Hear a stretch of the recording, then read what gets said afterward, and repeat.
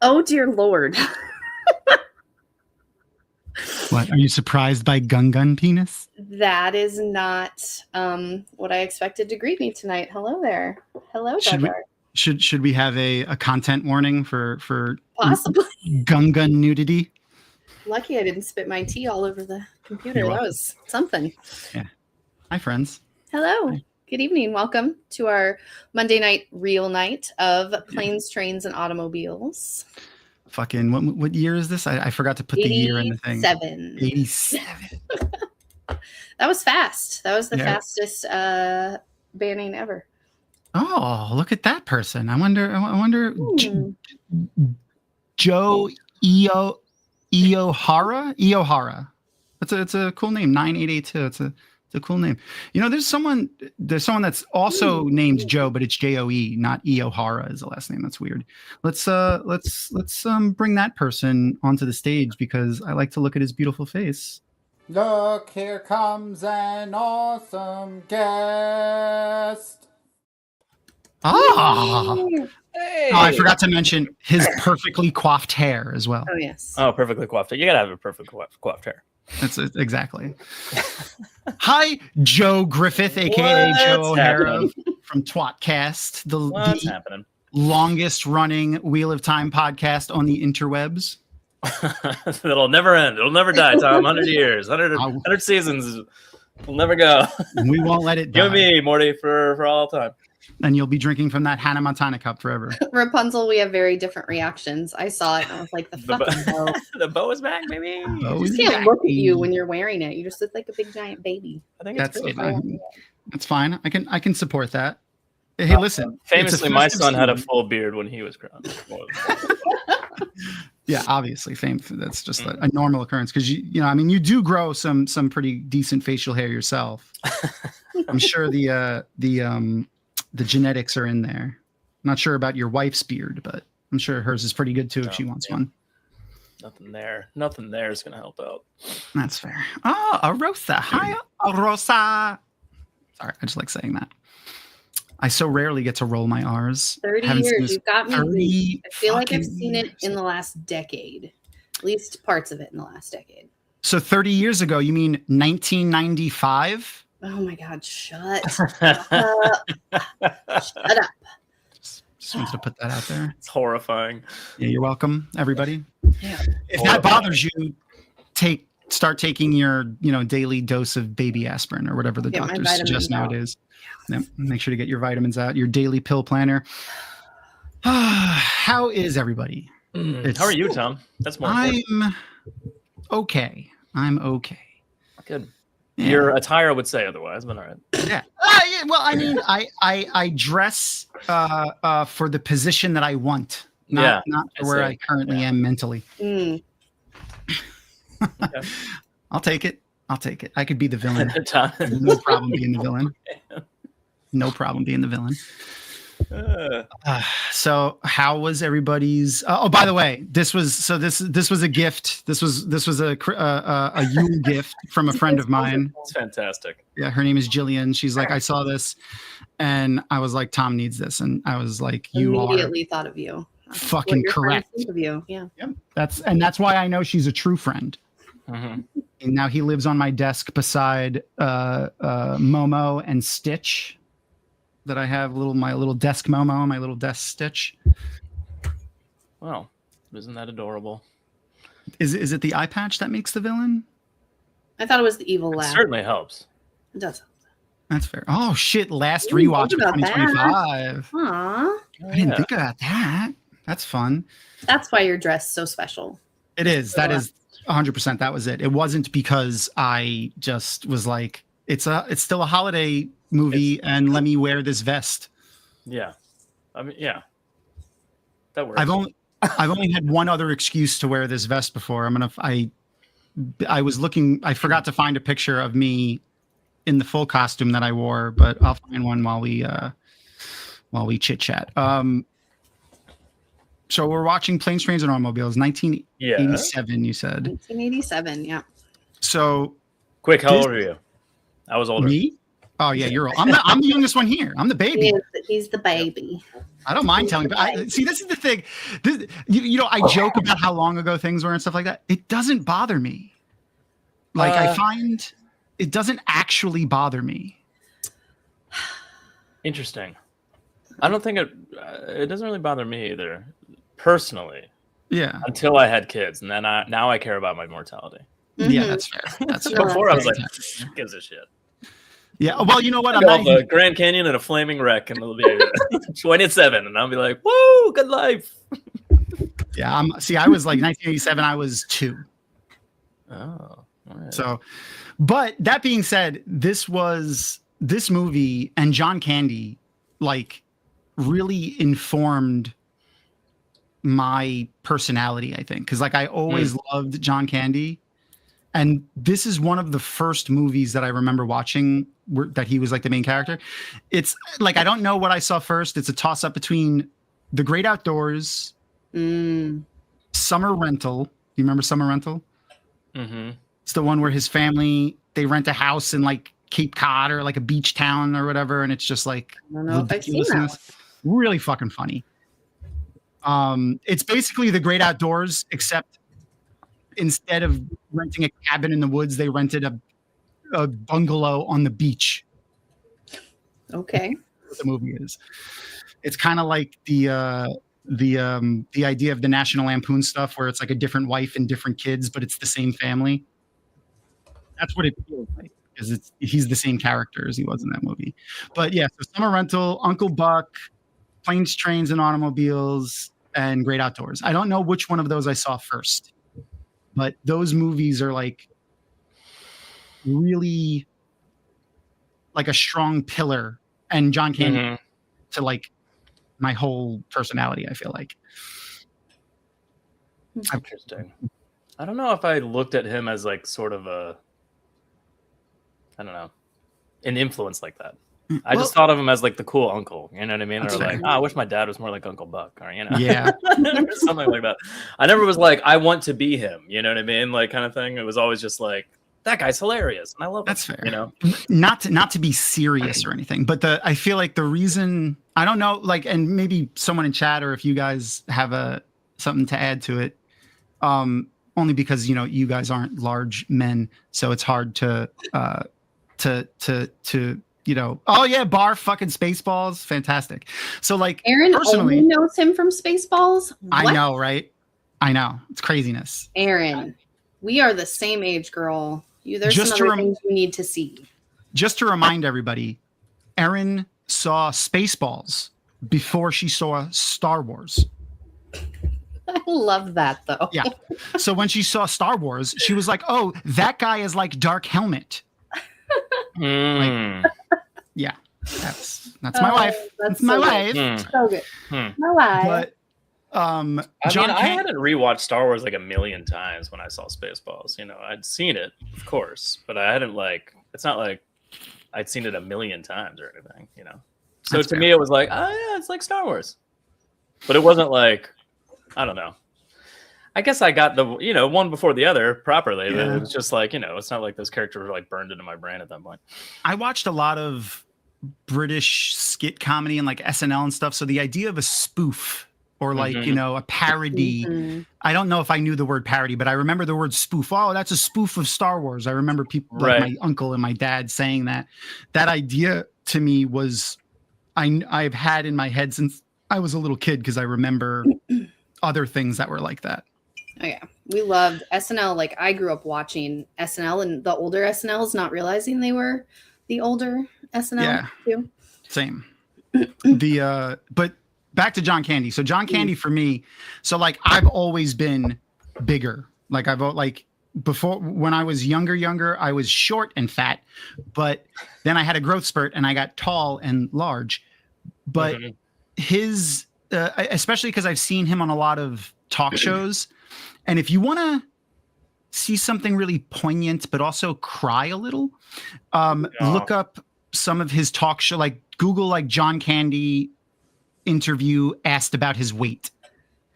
And like he hated like when people would just be like, so you're the fat guy in comedies and because he always tried to subvert that. Mm-hmm. Like and you could tell, like, that's having gone back people, and like, I mean, like maybe a Chris Farley, I would say. Chris Farley hated that too. Well, yeah, but I mean, he leaned into used it his more. body in his comedy. Yeah. I feel like John Candy was way more like sarcasm and witty humor and had nothing to do with his physicality, unless he's just looming and big in the scene or whatever. But yeah, that was. It wasn't about like him being a huge fat dude. Oh, absolutely, and that was a purposeful choice from him. Like he didn't like when he would get jokes in a script or something like that. That the joke was that it's not funny unless he's doing it because he's a fat guy. Yeah, exactly. He wouldn't do those jokes. Don't get me wrong. I think Chris Farley has nuances. Oh yeah. I'm just saying he is one of, like, him getting that. I get, you know, because he does use his body in a physicality. Yes. You know, absolutely. For humor. But the way that he subverted it was that he would do things that you wouldn't imagine a fat guy doing, like cartwheels and flips. That's true. And like all the and I've seen him talk about that too. Like he said, you know, I am who I am. I look like the way I look. But I'm going to use it, but I'm still going to do things that you don't expect from a fat guy, which is why he always used to do those very physical things that weren't just because he was fat, like throwing himself through a wall. He doesn't have to be fat to do that. Yeah. But John Candy was informative for my younger years. Chris Farley later on about that, because I always saw myself in them. Like I would like to be that confident, or, you know, that, you know, whatever, like John Candy was. So I always kind of saw that. So John Candy was always kind of special to me in that way. And man, when he passed away, that was like the first celebrity I remember being like sad. Like I'm never going to watch a new John Candy movie again. Like I was sad. Yeah. That being said though, I did, they recently came out and I suggest everybody watch it. It will make you cry, but it will make you laugh a lot too, especially if you're like our age. And you're nostalgic about like the old school John Candy movies, or if you're just into comedy in any way, you'll really enjoy the John Candy documentary. His son had a huge hand in making it, and is prominently featured in it throughout the whole thing. So I think it was pretty good, and it seems like it was done with, I don't want to say permission, because obviously they gave permission, but like with the blessing and the oversight of his family and people that knew him. It wasn't just like a cash grab or something like that. That's good. Yeah. Speaking of though, Chris Farley and this film, while watching this movie today, it occurred to me only in this moment that this movie is a lot like Tommy Boy. Like Tommy Boy seems like a reimagining of Planes, Trains, and Automobiles, just without Christmas. And then I started seeing like more and more similarities, specifically with all of the car scenes. Like interesting. even the lighting, like the lighting in that bottom scene with Chris Farley and David Spade, and the lighting in that top right scene with John Candy and Steve Martin. That lighting and those types of shots were often used in these scenes, and we'll see it when we watch it tonight. But I feel like there's no way that they did that by accident. Yeah, probably not. I can't imagine they did that by accident. Even the coat and then wearing is kind of like not its right color, but similar. That's the car slowly disintegrating. Like, look at this. Yeah, like look at it. Like, you can't deny it. Like it's so close, especially with the car and it's so funny. The but yeah, I never put two and two together, and I tried to Google it, and I saw, you know, a couple of people mentioning it, but it wasn't really like a big comparison. And I watched Tommy Boy again today, and there's a real through line there. Interesting. I haven't seen Tommy Boy in a long time either. Fucking love Chris Farley. I'll watch all his movies all the time. So good. Oh yeah. One of my favorite movies of his that I feel like goes unsung, I think it's called Almost Heroes. It sounds vaguely familiar. I don't know if I've seen that. I'm sure I've seen it because I've seen all of his movies. Yeah, but it's oh yeah. I mean, like he's made so many, especially like right as he was just leaving SNL, it was just like Chris Farley movie after one after another. He even did that fucking terrible kung fu what's it, Beverly Hills Beverly Hills Ninja. Yeah. I mean, there's a lot of. It's bad, but it's hilarious. Oh yeah, it's hilarious. It's fantastic. But there's a lot of. I mean, it's Chris Farley. You can't not be funny. There's definitely a lot of questionable scenes in it that probably don't play well anymore. No, there's a little rackism in that. Yeah. Oh, here I found that almost. This is the Almost Heroes movie. Okay, I do not think I've seen that. Chandler Bing from fucking Friends is his co-star in it. They're basically like Lewis and Clark are going to explore the West, and they're adventurers that also want to do it, but they're the B team. Okay. And hilarity ensues. They're the F team, Tom. Yeah, that's fair. They've more circled into like the Roman numerals. They're after the alphabet. Yeah, fucking love Tommy Boy. Tommy Boy also too. A very early informative thing for me, because Chris, again, I saw a lot of myself in Chris Farley. Though I'm glad I didn't go the whole, crazy amounts of drugs route that he. I don't know. It'd be a lot more fun. There, you never know. Well, at least, not as much cocaine as he did. Mine are more natural. You're fun without all the drugs, Tom. Don't be silly. I can't imagine you. Me on cocaine, it would be insane. There'd be no controlling you then. No. There's a zero chance you need any uppers. No. Never. I don't even know what that. I can't even imagine what that would look like. You wouldn't like the tiniest amount. You wouldn't sleep for 72 hours. Yeah, it would just be like, what did you? How did you do all of this? It'd be like when the Amish like build a barn in like a day. Yeah. Shit like that. It'd be like an elf when they wake up and the whole house is decorated and you build something out of the TV. Yep. I would do that, but it wouldn't be Christmas. That's the problem. Yeah. It would just be like. It's August, 15th. Tom. What's going on? Just getting ready. Well, congratulations, Glenn. That's huge. First of all, thank you for sharing that with us, and congratulations, man. That's awesome. Cocaine's as a hell of a drug. Yeah, I was trying to remember who was that. Little Written. No, it wasn't. No, who? I don't know. Rick James. I'm Rick James, bitch. I was like, how did I forget that? Cocaine's a hell of a drug. That was before Dave Chappelle became like a little bit of a crazy person. Yeah. And when you like, man, I've loved him since The Nutty Professor. Wow. That was one of his first movies that he was in. He was the fucking shitty stand-up comic that was in the background. But we're not talking about those comedies, though. Eddie Murphy is also a genius, and also recently came out with a documentary that was fantastic that everyone should also watch. Less sad, the Eddie Murphy documentary, more funny. Actually, you know what? It is a little sad because he talks about his brother and his brother Charlie Murphy. He passed away. If you watched any of the Dave Chappelle anything or have seen clips of it, you've probably seen Charlie Murphy. Oh yeah. And Eddie Murphy says it all the time. Anytime his brother comes up, he says that he was funnier than him. And honestly, I think he's right. But not on purpose. Charlie Murphy was just funny by accident, and he was really funny. But anyway, speaking of really funny, I have queued up one of my favorite clips of John Candy that I recite often. I will often just say randomly to Erin, "Old Uncle Mollywart's in town."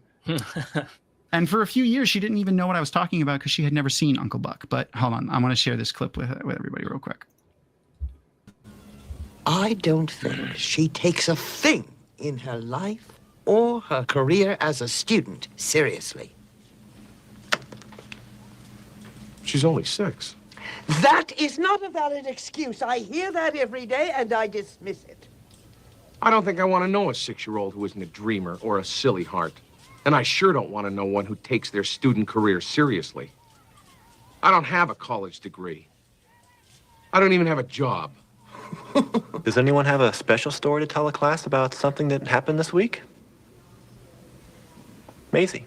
My uncle was microwaving my socks and the dog threw up on the couch for about an hour. Honest? Yes. Why was your uncle microwaving your socks? He can't get the goddamn washing machine to work.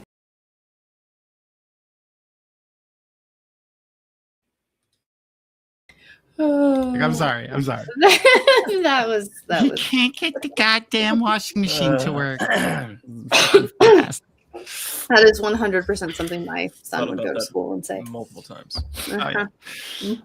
Man, I love Uncle Buck, but that's like just like a skosh of Uncle Buck and the hilarity that was. I want to like Joe and I were talking last week, I think, right? Yeah, you were there last week, right? Yeah.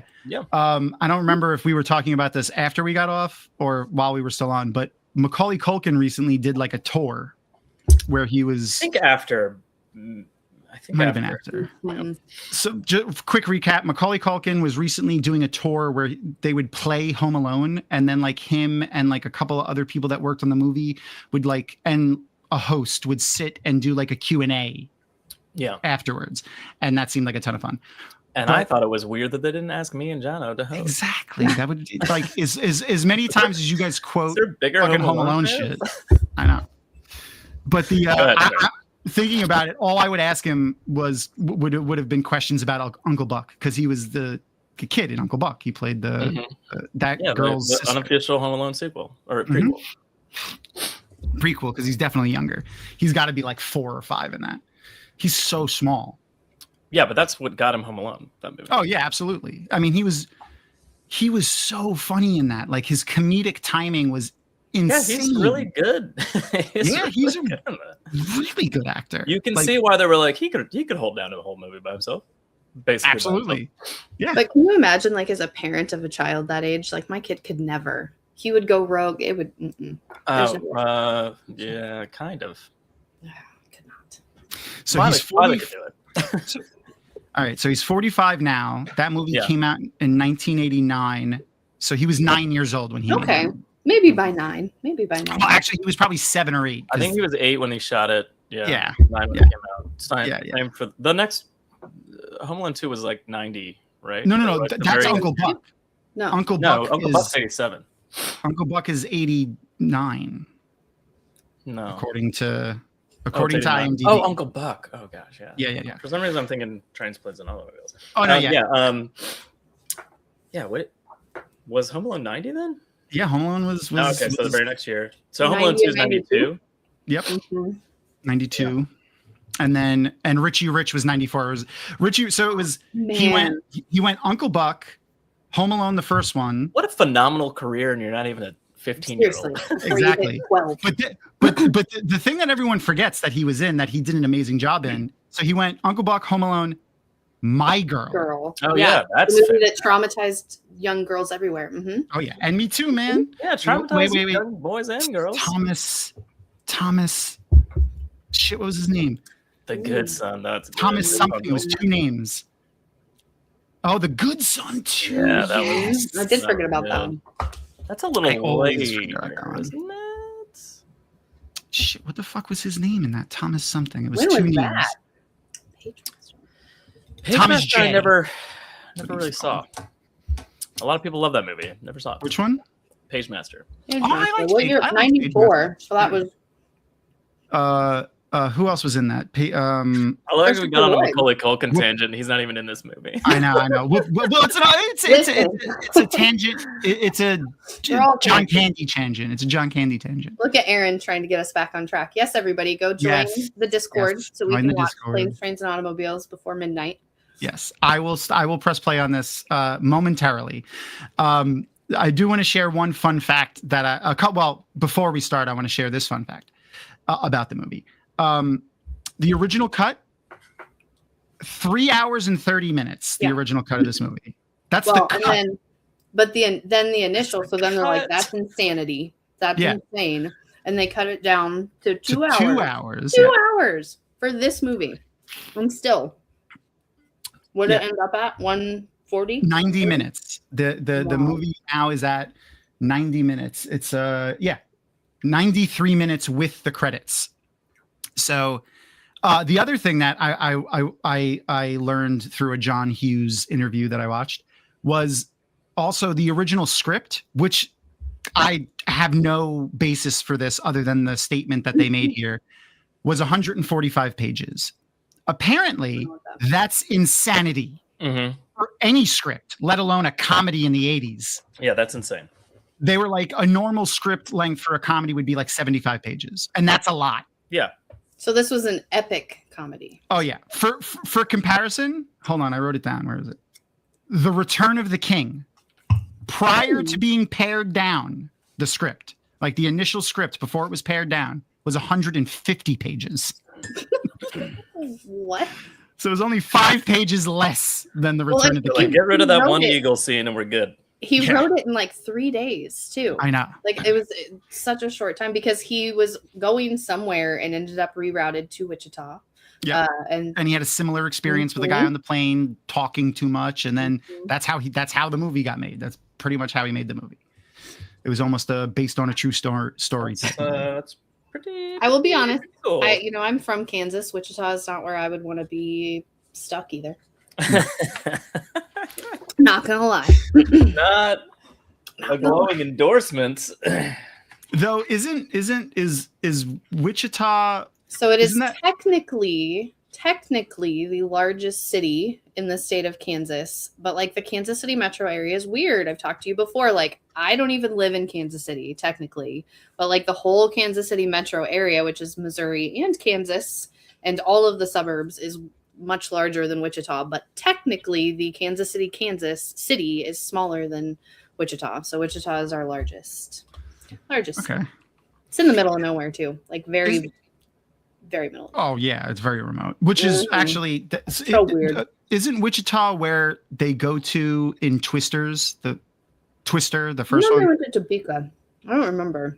They go to Wakena. Mm-hmm. And isn't that in Wichita near there?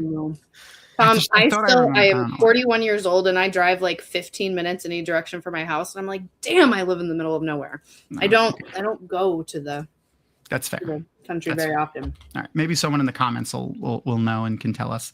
That was just another one of movies I like, just that I quote often with food. I do that all the time. All right, let's get ready to play this movie. Okay, so Aaron is going to share the link again in chat. If you're not in the YouTube chat, which I think everyone usually is in the YouTube chat, but if you're not in the YouTube chat, go over to YouTube and you'll find the link for Discord, which then you'll find the instructions on how to join the watch party when you click on that link. For everyone else, I will get my handy dandy, if I could find OBS on my computer. There it is. I'll have the handy dandy timer going. I just need to pre-time it for things so that it's ready to go. While we wait, I'll leave you guys with one of my thoughts from the week. Oh, God. Let's see what this one is.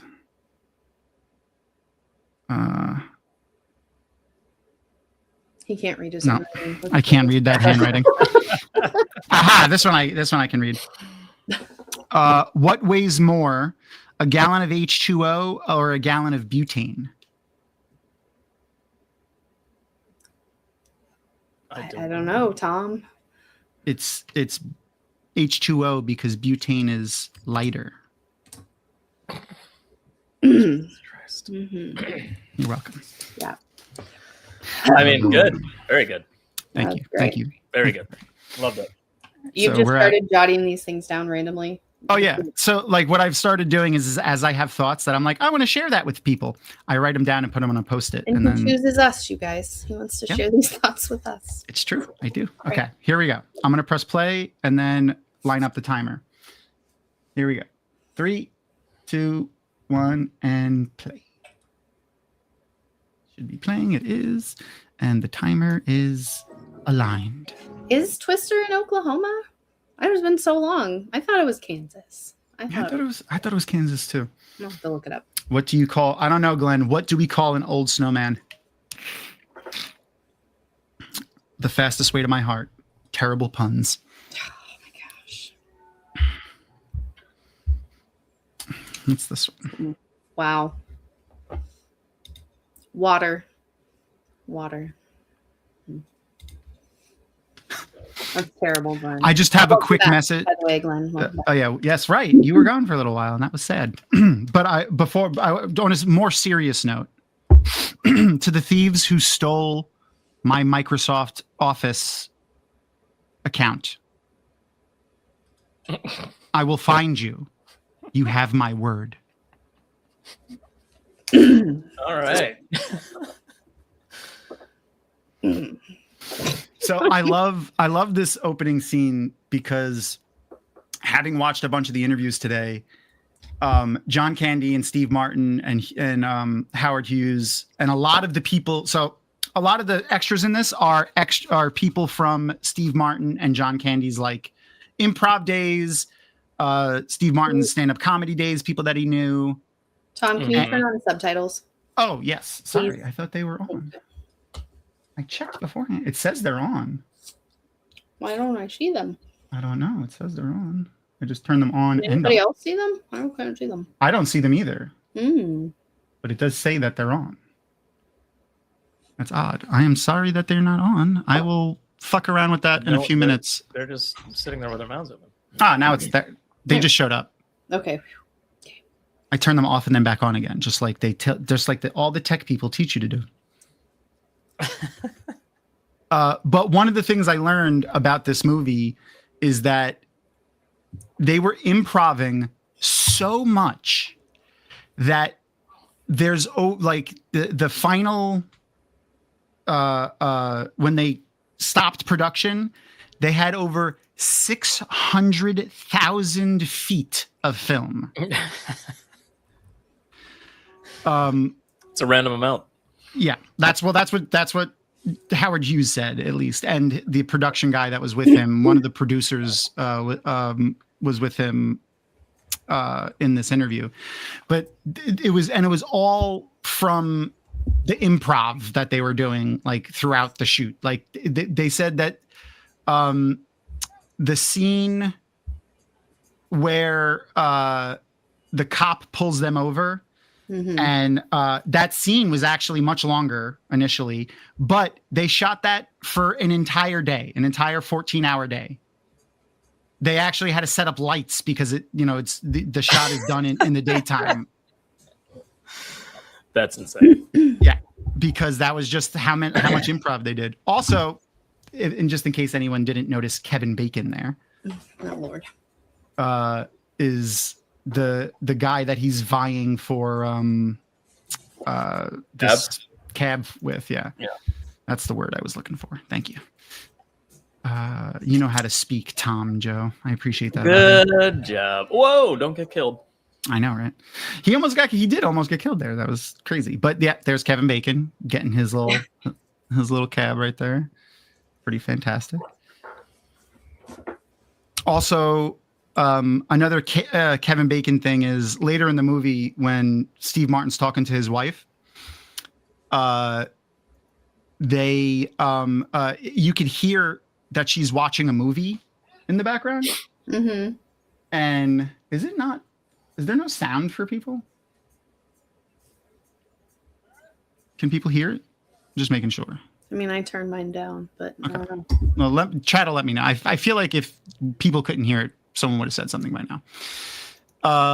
But yeah, I don't have sound. When this movie came, you don't have sound? Mm-hmm. I turned it up and it weird. Maybe it's in my.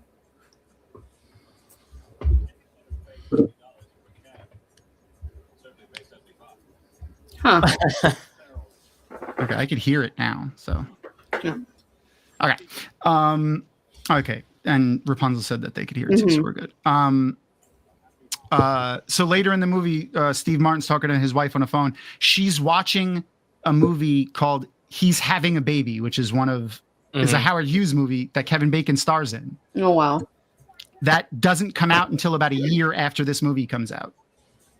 So that means they had a scene ready to at least play as a video that they used in this movie when they filmed this movie. And I just thought that was funny.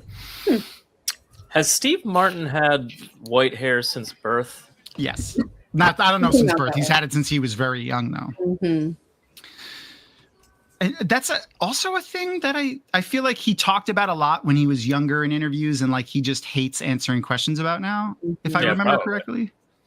Well, because of that, he just seems immortal. Because even though he's young, he looked old to me when I was a kid. So Yeah. to know that he's old, I'm like, wait a minute. Yeah, he's had Haven't gray you hair always been since he was 29. He's had almost a full head of gray hair. Speaking of, yeah. Just in case people don't remember where Steve Martin comes from, hold on. I have please tell me. Hold on. Oh, it's old. This is like pre any of his movies, even. There it is. The Home Alone house. It's a birth control device. Oh my God. And I'll show you how this works. See, if you wear this on your head, then no one will talk to you.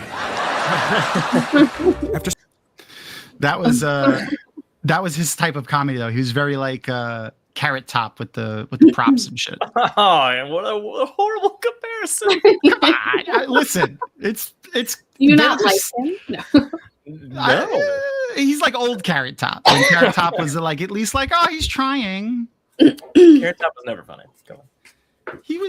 I used to think he was funny when I was 10. No, you didn't. I don't know. I just remember I think it was just because he looks funny too. He's like a tall guy. He looks freakish. That's true. Crazy now he does. Now he looks like he looks like. No, he looks more freakish now. He looks like if Carrot Top found the actual He-Man sword and became He-Man Carrot Top. Oh, that's what he looks God. like. Carrot Top looks like he picked up that sword and was like, "Am I the power of Grayskull?" Yeah, there you go. Canadian bacon. Oh my God, that's another one. That's fucking fantastic. Oh, perfect time to mention Canadian bacon because of the book that John Candy's character is reading here, which is The Canadian Mounted. Oh. Yeah. Not a real book, sadly. I tried. A romance book? What are we? It is supposed to be a romance book. I tried. I literally was like, "Oh, I gotta find this book," and then I can it would be funny to read an excerpt from it or something. It'd be fun to just have it and put it on your chest opened up when lean back while you're talking. Yeah, that too. And I would do that. Would become like a prop that I used all the time for that. But it is just a prop book, though. Famously, because of who we are as a podcast, the estate, Maria and Stephen gave us a lot of Robert Jordan smut novels. Oh, that's fantastic! So we own all of his dirty books. That's wonderful. I love that. And are you going to read any of them? Like, you should read some of them aloud. I mean, they're right behind me. Mm. We should do a late night thing. Daughter and Mother in Bondage, or that's rough. Blackmailed Niece. That is terrifying. That was a little scary. Yep. Well, I don't know. I've never seen Inside. That's fair. Never read Inside.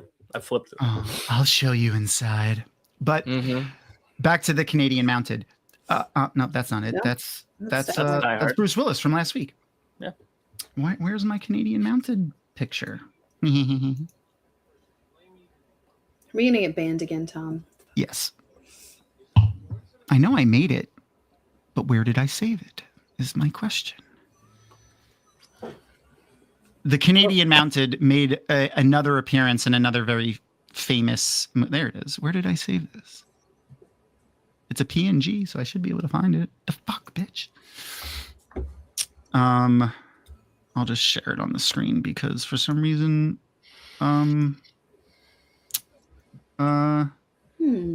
Streamyard doesn't want to listen to me and let me share things with you guys. Oh, yeah. Me and Streamyard were talking about it the other day, and we've decided we're not going to let you do that anymore. You know? Son of a bitch. But another famous... You've been abusing your privileges. Canadian comedian here. Ryan Reynolds in Deadpool 2. Yeah. Okay, so Ryan Reynolds is obsessed with this movie. Like he does love this movie. Absolutely obsessed with this movie, and has tried to put a reference to this movie in like all of his other movies. Almost every single movie that he's in. There are others, yeah. he references John Candy in almost all of his movies, at least. If not directly by name, like John Candy, through one of his characters or a quote or something. He says he tries to work it into the dialogue of every movie he's ever in. Man, look at how nice these seats are on the airplane. I know. Well, this is, according to the U.S. government, this is how they want us to dress always on planes. Do either of you guys have any fun plane stories? Fun plane stories, or scary, or terrifying, fun or horrible? Like, what do you mean by? I mean, is it horrible for you? But it'll be fun for us to hear it. I don't know. Let me think about that for a minute. I have a good one. Sure, I have. Oh, go ahead. All right. I was actually on the way back from JordanCon. No, okay. I don't a long time ago. Flying out of Atlanta. Flying out of Atlanta. Not a great airport. Nope. Into New York. Right. I love Hartsfield. It's a crazy airport. It's probably a good airport. It's just one of the largest, most busy airports. I mean, it's a giant hub. Yeah. It's so big that it's they a built shit a show train. on the best of days. Oh yeah, absolutely. But all right, so we're in flight. We're going to New York. They get on about 20 minutes before we're supposed to land, and they say that we're going to get delayed because of bad weather. But someone in the seat next to me was this is JetBlue, I think. Someone in the seat next to me was watching the Yankee game. So they're like, the Yankees are still playing. What do you mean bad weather? Mm-hmm. But then it started storming. So then we're circling above New York for a while, waiting to be let in. And I want to say like an hour almost. And then this is what we hear over the loudspeaker. And I'm going to exactly the way we heard it. Hello, everybody. I'm going to have to tell you guys something no one ever wants to hear on the plane.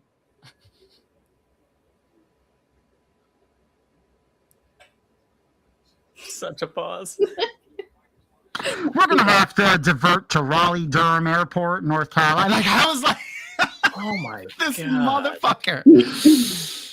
Oh, it was AirTran. Okay, it was AirTran, which I think eventually became Frontier and now is Spirit Airlines. But I kid you not that the delay was, if not that long, longer.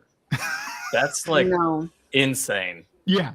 He must have been starting to talk, and then somebody started giving him different information. So he was like, all right, hold on. All right. I mean, he could have said like, I'm sorry, hold on, everybody, or something. He just paused. You could during that pause, it was dead silent. Absolutely the quietest I've ever heard a space in my life. Like, I don't know how we made sound stop traveling, but we did somehow. The number of things filled into that pause. Oh yeah. By everyone on the plane. Yeah. Our engines were cutting. So emergency landing. Oh yeah. Race for impact. There's there's a monster on the wing. I don't know. Yeah. Fucking when he said we're diverting to Raleigh-Durham Airport, North Carolina, everybody on the plane was like, "Oh my God, thank God!" Yeah, that's what Aaron which said. is why I thought he 100% did it on purpose because no one was mad. Yeah. Oh yeah. There we go. Yeah, she said it for me. Thank you, Aaron. Yeah. So, then no one got mad at that. Everyone's just happy we're not going to die. But yeah, that was one of the more interesting ones for sure. I've never been. Only one other time in my life have I had that much poo ready to exit my body.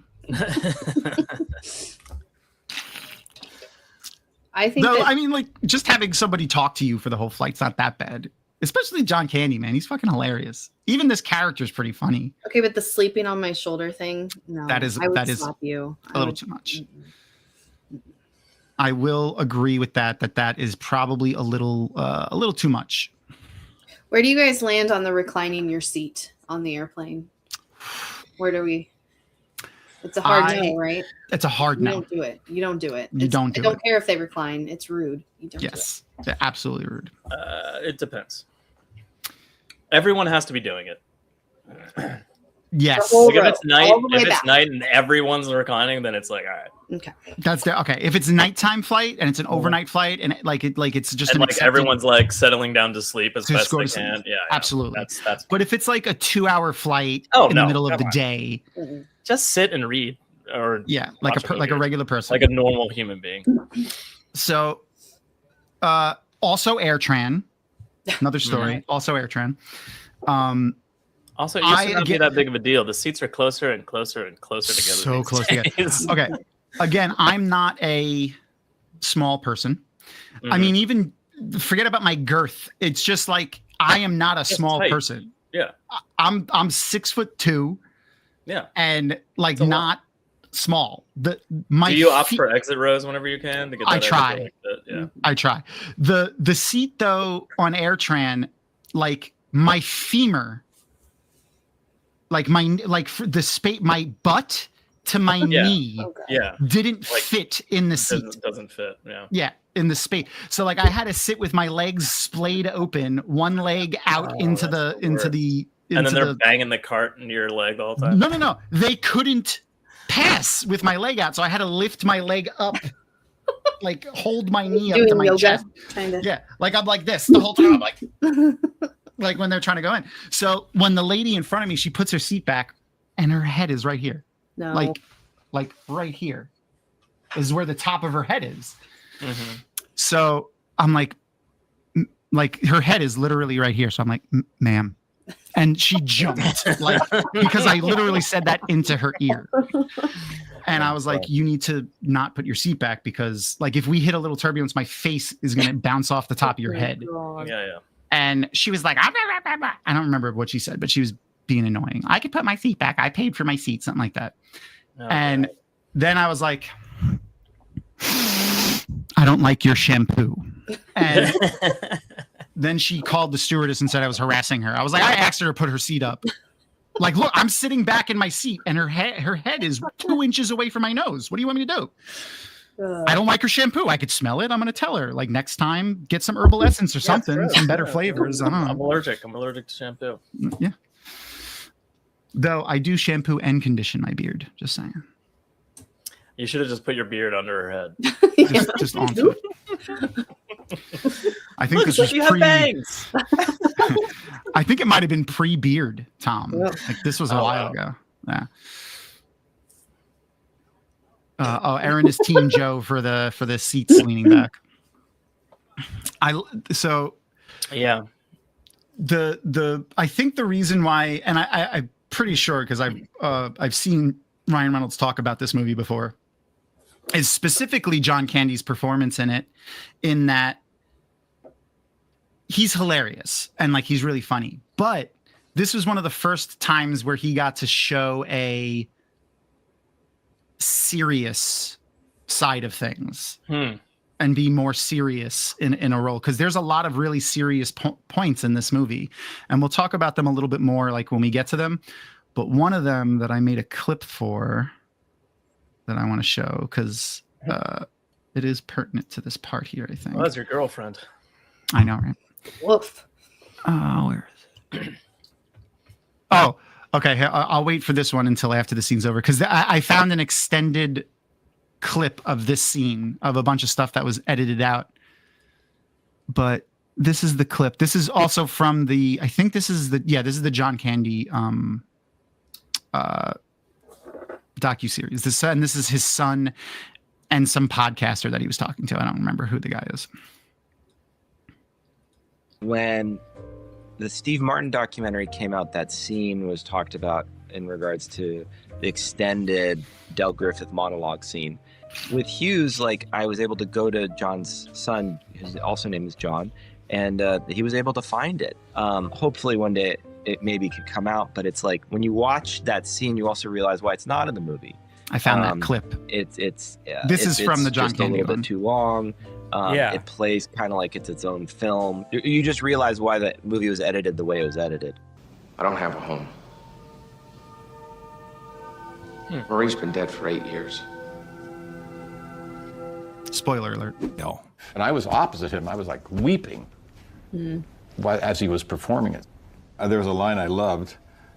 It says, I sort of attach myself to people from time to time, like with you, especially around the holidays.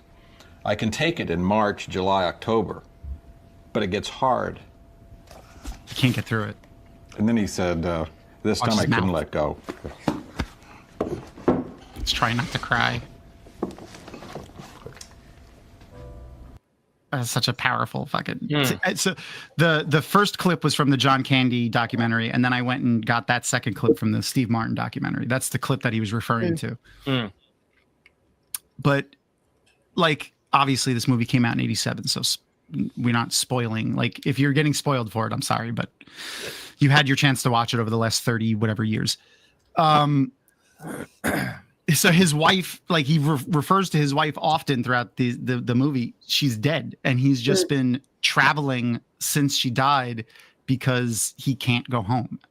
And that through line informs a lot of his comedy, he said, when he did this. And knowing that while watching it today, like for the 3 or 4 times that I watched it, really just changes the way you watch it, and it adds so much depth to the comedy, I think. Oh, this is the scene where she's watching he had a baby or whatever, they had a baby or whatever. Yeah. Sorry, Rapunzel. You haven't seen it? For 30 years. 30 years she's been busy. Oh God, what did that's reminding me? Oh, fucking National Lampoons. Yeah. Grace. She died 30 years ago. She died 30 years ago. Oh, blessing. We were joking about who would be in that movie with my extended family for a while. For like many years, we'd go back and forth. And then finally they were like, Joe, I think you're the grumpy uncle. And I was like, yeah, that makes sense. That tracks. So you'd be Chevy Chase. No. The angry uncle that's like, the blessing. The old... I picture you more like one of the fathers. Yeah. Didn't we talk about it last time? They're arguing over like who had the worst, who had to eat the worst rations in the war or something. Wow. There's also the part where he's like, how'd you get through it, Dad? He's like, I had a little help from Jack Daniels. I'm like, that does sound like me. You're right. I can do that. Yeah. That's like immediately like my snap thing. If I had to like put you as one of the characters, that's who I would put you as, is one of their dads, whichever one it was. The one, actually, you know what? The one that comes out, it would be Clark's dad, because he's the one that gives him shit when the lights aren't working. No, Clark's dad's the nicer one. That's true. Yeah. Ellen's dad's the one that's like, the little lights aren't twinkling, Clark. Oh yeah, right. He's nice about it. He's like, oh, I could see how it would look if they were on. Yeah, I can see it in my mind, Clark. Yeah, that's what he says. See, like, look how like he does. That's his mom. What? He does these serious parts. Like right now, he's being serious. Mm-hmm. And like the shtick, his switch from serious from comedy to seriousness is just fantastic. And that's like, he's such a believable person. It doesn't seem like put on when he turns serious from being like this happy-go-lucky kind of goofball character. It's another reason why I really he misses enjoy arguing with his wife movie. a little bit. Yeah, probably. I would definitely miss Aaron and I's little nonsense arguments. Did Joe pass the postcard? Did Joe see the postcard? I don't know. I don't know what you're referring to. So I don't know of which we're referring. Yeah. Which postcard are you referring to, Rapunzel? Oh, the other thing too is which we'll see in the next scene. There's a couple of things that they left. So again, they had this movie was 3 hours long and they had to cut it down to 90 minutes. Mm-hmm. If you do get the 4K Blu-ray, by the way, if you could find it, the re-release, it has an hour and 20 minutes of deleted scenes. Wow. Whoa. Yeah. I found. Oh, yes, I did see that. Yes. Oh yeah, I sent that to Joe. Got that in the mail. Yeah, I did. Yeah. Which is a perfect time to talk to mention to everybody. If you would like to also receive silly holiday cards in the mail from Aaron and I, and see holiday cards like this. This is the one that she's referring to. Grace has been dead for 30 years. 30 years. Or this one, Merry Sithmas. Yeah. And then it's torn between this one being my favorite and our Life Day Wookiee holiday being my favorite. Though. Aaron said, "Are your cards still coming this year?" I also didn't send mine out. I didn't do them this year. Aaron and I sent ours out. I had too much going on. 1 day ago. I mean, I was thinking about just doing it. That's what we're doing. We're saying fuck it. I mean, I did that last year, and I sent it out very late, so a lot of them came after Christmas for people. But like now, it's very, very late. Who cares? Yeah.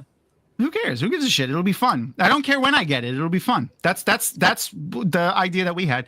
But if you want to see silly cards like that and get them from Aaron and I, we are sending them to anyone who would like them, who is a Patreon subscriber as well. So if you subscribe to our Patreon, even the free tier, you should be able to find a form on there that Rapunzel has put up, and you can put your address in it, and we will send you a Christmas card this year.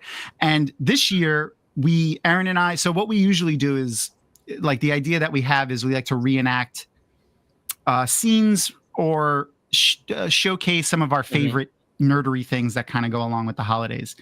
And we gave our patrons this year on Dragon Mount the ability to vote on what movie we reference. And the winning movie was Jurassic Park. So she's going to be turning her head. Oh, just be prepared. I think I did a pretty good job with this one this year. Okay, so I'm excited for people to see it. And I will show it on the thing after we send them out and everyone gets them. Also, you know, if you get them, because I am a giant nerd, I love to, if I send anything, it will become with sealing wax on it and a fun seal. So be expecting that. And I have a whole plethora of different ones, like Avatar Last Airbender ones, Wheel of Time ones, fun little cat ones. So you'll get all kinds of stuff. It is. So we have Joe. So Aaron said Joe's card is usually our favorite, and it definitely is. We have like an area where we put cards up when we get cards, birthday cards, whatever it is.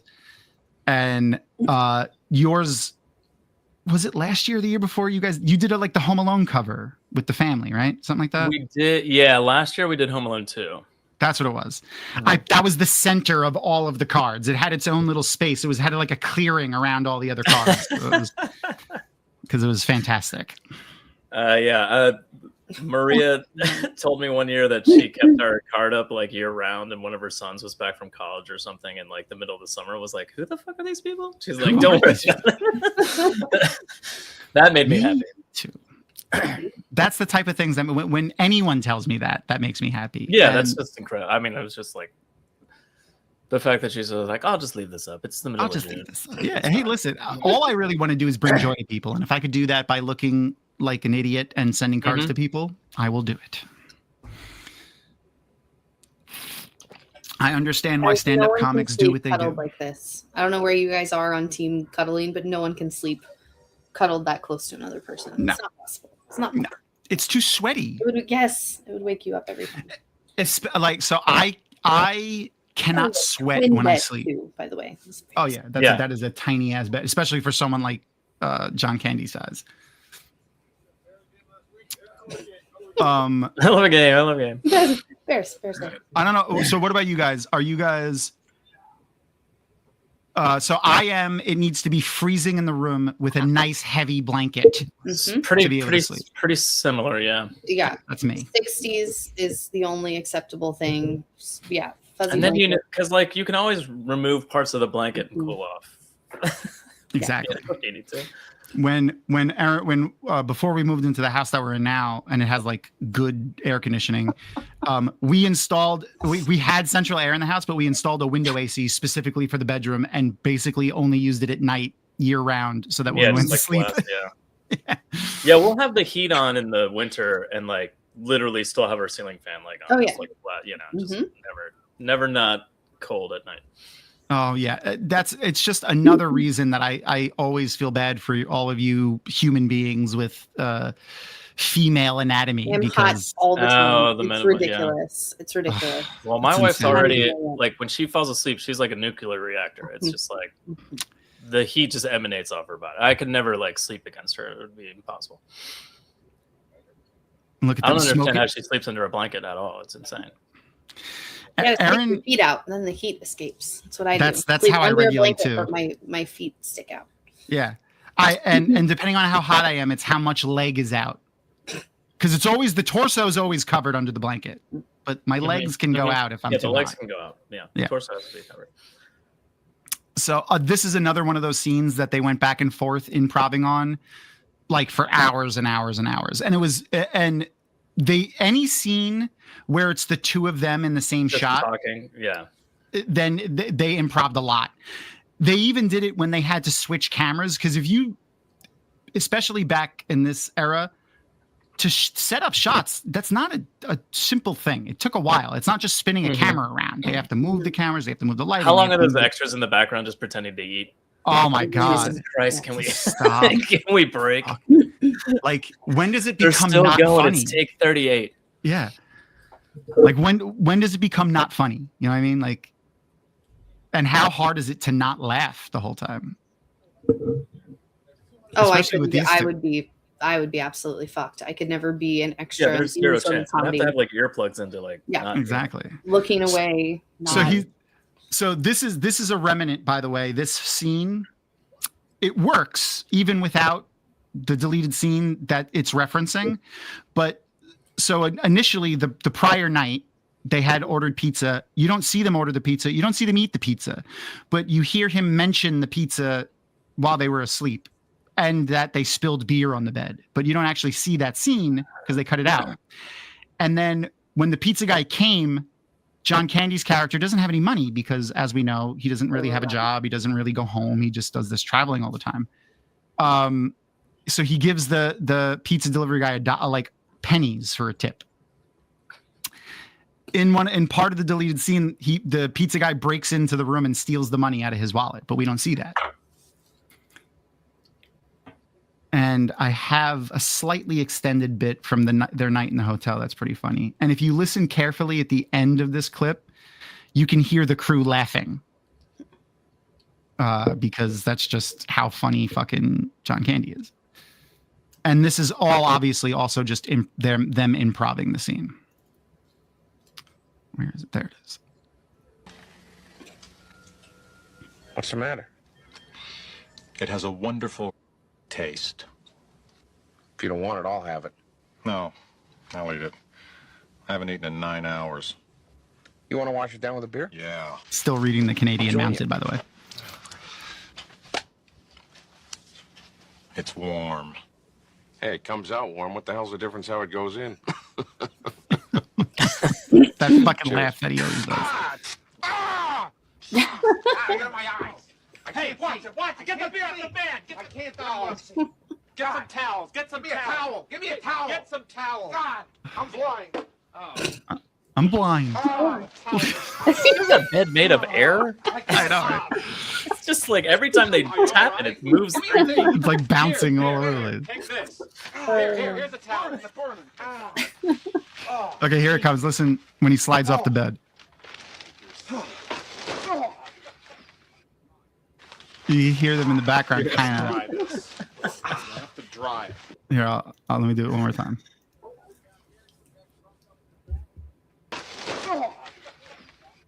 You can kind of in the back. I turned the volume way up, but you could hear him laughing in the background. But that whole scene was deleted, and that whole reference to the pizza is still kind of in there. When in the morning when he says, and you went in my wallet you went into my things last night to order pizza. That's what he said when they were at the table there. Mm-hmm.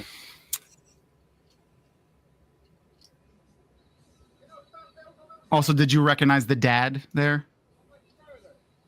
Mm-mm. I wasn't paying attention though. Hold on. I'm trying to get a flying onto them. A good shot of him.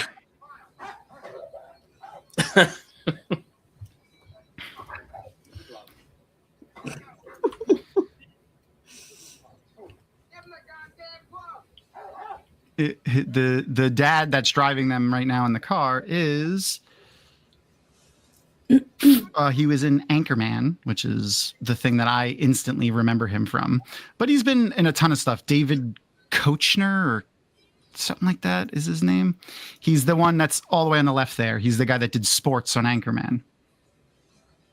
Oh, is that him? Wow. Yeah. What? I need to see his face again. Oh my god, that dog. I don't think we're gonna see his face again. Yeah, no, he's gone now.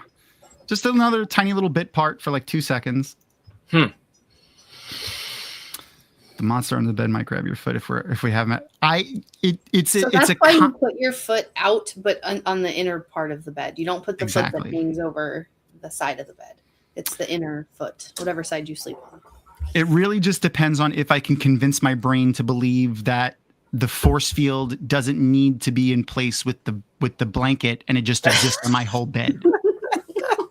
That protects me from the gremlins that live under the bed.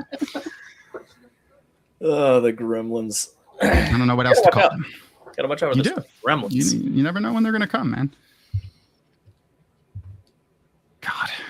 His face, Steve Martin's face is so expressive. I really think it's helped by the fact that he has white hair, but he kept the dark eyebrows. I always think of, what's it called? Father of the Bride. He has some of the best faces in the Father of the Bride movies as he's just like slowly losing his mind. Another really good movie, Steve Martin's, man. I love those movies. I'm a toss up for like a favorite Steve Martin movie. I mean, it was something that's really ruined a lot of movies for me that I love is finding out that Chevy Chase is a douchebag and like everyone hates working with him because he's a douchebag. I just try to pretend that doesn't exist. Me too. I try. And I still like National Lampoon. I can still watch National Lampoon's Christmas Vacation. And there's one other movie of his that I could still get through without feeling bad for everybody. What's the other movie? Can I guess? Is it The Three Amigos? Kill us. Oh, yeah. Yeah. Yes, it's the Three Amigos. I love that movie. Such a good. Guapo. That's good. That's good. I love that movie Fletch. I can watch. Fletch is great. Yeah. The Jerk. The Jerk is good. Yeah. What's the one? Without remembering he's a piece of shit, I can remember that. I can watch. That's fair. Oh, I was thinking of Steve Martin movies. Fletch is great. I'm trying to think of another Chevy Chase movie that I like that, isn't a National Lampoon's movie. Steve Martin off the top of my head, though, one of my favorite movies. There's two others that are a little obscure. One, every time I've mentioned it a lot in the last couple of months. And like, I don't think anyone's been like, oh yeah, I know that movie. I like that movie. My Blue Heaven. I mean, I definitely saw it. I don't remember it very well. Easily one of my favorite movies, for a lot of reasons. I mean, if you just Google my name, you'll know why. But it's so fucking funny, and it's so accurate to a lot of the like stereotypical Italian things that they do in it with the Italian family. I mean, Rick Moranis and him in it are just hilarious. It's basically, and like, this is like a kind of another shot. I haven't seen that in many, many, many years. Absolutely fantastic. And if you know this little tidbit of it, it makes it that much better. This movie is basically the unofficial sequel to Goodfellas. Steve Martin's character is Henry Hill. Like, the stuff that happens in this movie is stuff that happened to the real Henry Hill in real life. Because Steve Martin's character's in the witness protection program and, has to go back to New York for like testifying and stuff like that. It is literally Goodfellas Part 2, this movie. All right. Gonna need to watch it. Yeah. Except it's a comedy and Steve Martin's the Italian fucking mob guy, which is, Before the days of streaming and when you had to wait for your internet and your cable when you moved somewhere new, I always had like VHSs and DVDs, and Goodfellas was always one of the movies that got played a lot. Solid. So I said there was two. Can you think of another obscure, funny Steve Martin movie? Yeah. Obscure. Roxanne. That is a good one. That is a good one too. I don't know. Nah, here, hold on. I got it. It's come on. Streamyard and I are in a fight. There it is. Sergeant Bilko.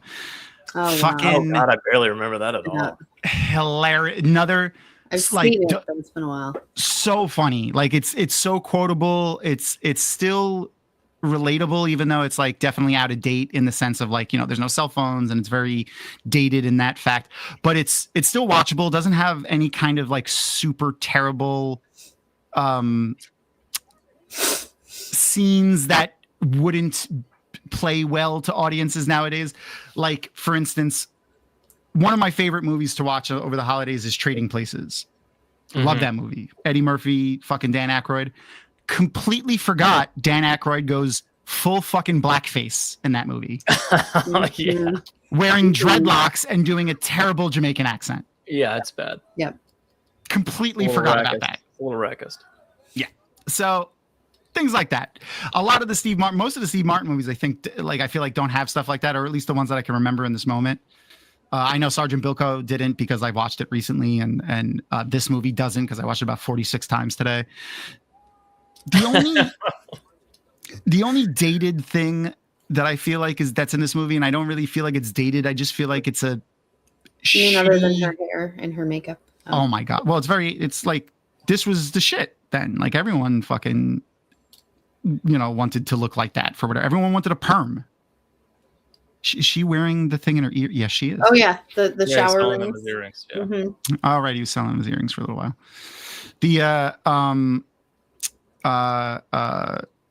Nope, it's gone. What were we saying? Sergeant Bilko, not dated, bad. The dated joke that's in this is the relationship between Steve Martin and his wife, which I think we're going to see a little bit of right now. The way it's framed throughout the whole, most of the movie is that it's like a joke a little bit of like Steve Martin's wife thinks he's cheating on her. But really he's having this miserable time with this man that's completely the least sexual thing on the planet. And that's supposed to be a joke. It's not really like that. Yeah. Honestly, every time I watched it, the joke is like the traveling salesman that's sleeping around. Yeah. Like his wife. Everyone loves that old joke. You know that old joke? Exactly. And then also you don't like wherever the trust issue lies, whether it's something that he did that she doesn't trust him, or she's just an untrusting person, whatever it is, these two have trust issues. And it's like, that's not fun. Like, you know what I mean? I don't know. And then at the end of the movie, when he shows up with John Candy at his house with his wife is like relieved. She's like, oh, you were with some boob named Dale. It wasn't, a lie. And that's supposed to be heartwarming at the end when they do it, the way they play it up. We'll see it when we get there, but it didn't come off like that for me. Like I even like today when I watched it, I was still like, it fell flat for me every time. Oh, I didn't even notice that before, that he face planted onto the pizza in that scene. That was funny. John Candy was a huge in Second City, which is like the Canadian SNL improv group, essentially. If you are a fan of a Canadian comedian, Eugene Levy, Seth Rogen, I believe, Jim Carrey, a lot of comedians are fucking Canadian. Like some of the more funny people. You just said Eugene Levy. Oh, Mike Myers. Oh yeah. And for any of my I forgot this guy. I forgot. Shit. He's an Indian comic. He does a lot of indie. Oh, Russell Peters. Really funny. He's Canadian. Not actually Indian. He was born in Canada. His parents were born in India or Pakistan. Those are different. They are different. Now that I said India out loud, I realize it could have been Pakistan. I was watching, I might be getting him and Kumail Nanjiani confused in my head, though. I've been seeing a lot of Kumail Nanjiani in media the last couple of weeks because he did a new stand-up that was actually really funny. Oh, yeah. I've noticed he's been popping up recently. Yeah, he just released a stand-up, I think, on Netflix. I was gonna say, I think it's on. Yeah, I think it's on. I haven't seen it. I saw it pop up amongst one of the many streaming things. I was flipping through, but really funny. I watched it. It was really funny. Oh, good. And he's great. Yeah. He has a whole bit in it about making fun of the fact that he's going back to stand up and people should he's like, I've been getting a lot of comments that is like, oh, that's so nice for you to be getting out of acting and going to stand up. And he's like, no, I've always done stand up. I've been doing stand up forever. Yeah. I just haven't done it in a little while. It's only been like 8 or 9 years I haven't done it. But he's like, I did stand up all the time. So it was just, I like when they do the self-deprecating humor that addresses something but isn't like I'm a terrible person or like, I don't know. He does it in such a way that it's still funny and doesn't feel like look at it. It's the flailing of the suitcases. Because if he was just running normally, it wouldn't have been. It's the suitcases that make this scene.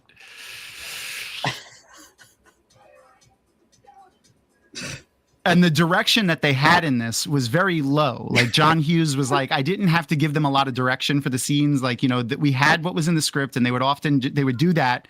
But then often enough, most of the scenes that we included in this movie are their improv scenes. Yeah. It's fantastic. I feel like anybody who has traveled has at least one travel horror story that just is infuriating. Did you guys think of any for yourselves yet? I mean, mine was just more terrifying. So it was during COVID. It was just scary. It was during COVID. Like right that first summer, my parents own a travel agency. And so we were flying down to Mexico and we were flying into a hurricane. We lived through a hurricane while we were there, which was fine. On the flight back, we were actually flying into Atlanta and, I don't know, I feel like we had started our descent. So we were pretty close.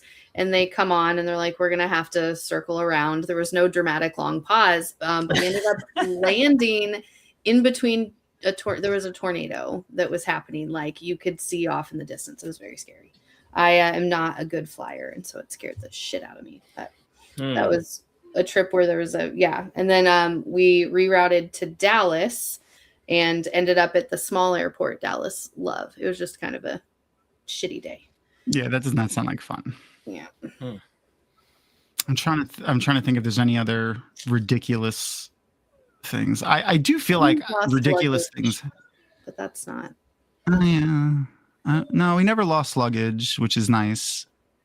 That does suck. Yeah, I've never lost luggage. I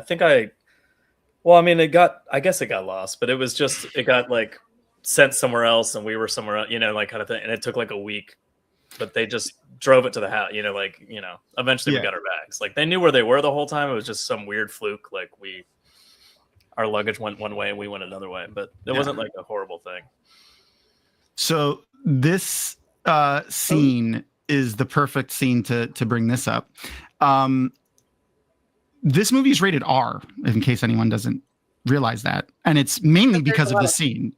Fucks in this. Yeah. They say fuck 18 times in this scene in 1 minute. You say it more than a couple of times, right? Yeah, 2. I think you get 2 or 3 in a PG-13 rating. So this movie got an R rating mainly because of this scene. But they like in the scene that I showed you earlier, that was a cut scene. He said shit, but they cut that out, and that's only for American audiences. Abroad, this movie was rated PG with all of the cursing in it. You're like, well, no one said cunt, so we're all right. Though, depending on what country that was in, they would be fine. Yeah. I don't know why I like this music too in this scene. It's very the epitome of like 80s montage music, but I still like it. It's got a little bit of a hip hop beat, like a white person trying to make something hip hop by putting just a record scratch in it. But yeah, I like it. I guess I don't really have any travel horror stories. Fair. I mean, that's good. I would hope you don't. I mean, I've gotten stuck places before, but like it's never been like a big deal. You know what I mean? I don't know. Maybe I always move on with my life and stop caring. Oh shit! Yeah, I did forget about that. Aaron, can you send me the article? That's that, so we could share the article with that. Crashed into a causeway. Yeah. Wow. So we were coming back from WatCon last year. Oh, this is recent. Okay. Yeah. And when we were landing, We got less than 100 feet off the ground, but blown off the runway. And like, apparently we shouldn't have tried to land. And like the tower told the pilot not to try to land, but he did anyway. And there was a whole thing. Wow. They wrote an article about it. It was on the news because everyone could see it because this plane was coming in crazy. And then had to swoop up when it was 100 feet off the ground and take off again. That's insane. 18 F words is what you get if you're on a roller coaster. If I was on a roller coaster. That's funny. God. And so starts the epic journey that is this car. Also, fun fact about this car. It might be a little hard to see the characters in this, but I think you can make it out. Make them out just there in the background. It's with it's got his trunk too. It's got the trunk. Yeah, sans the trunk. It's Hugh Jackman and Ryan Reynolds as Wolverine and Deadpool and the Wolverine and Deadpool. So this is when they're walking through that the place that Loki goes in the Loki show. It's like the garbage dump of the universe. Where they dump people. Yeah. And the car is there as they just walk by it randomly. That's fantastic. Yep. Being a prop guy and getting to remake that must have been fun. Yeah. Ryan Reynolds goes to the prop. I'm sure he was like, I want this very specific car with this very specific trunk. And he's like, and they're like, yes, that's going to be fun. We can do that. For a complete throwaway shot. Might not even be in the movie. Yep. Just randomly in the foreground, like in one scene for 13 seconds.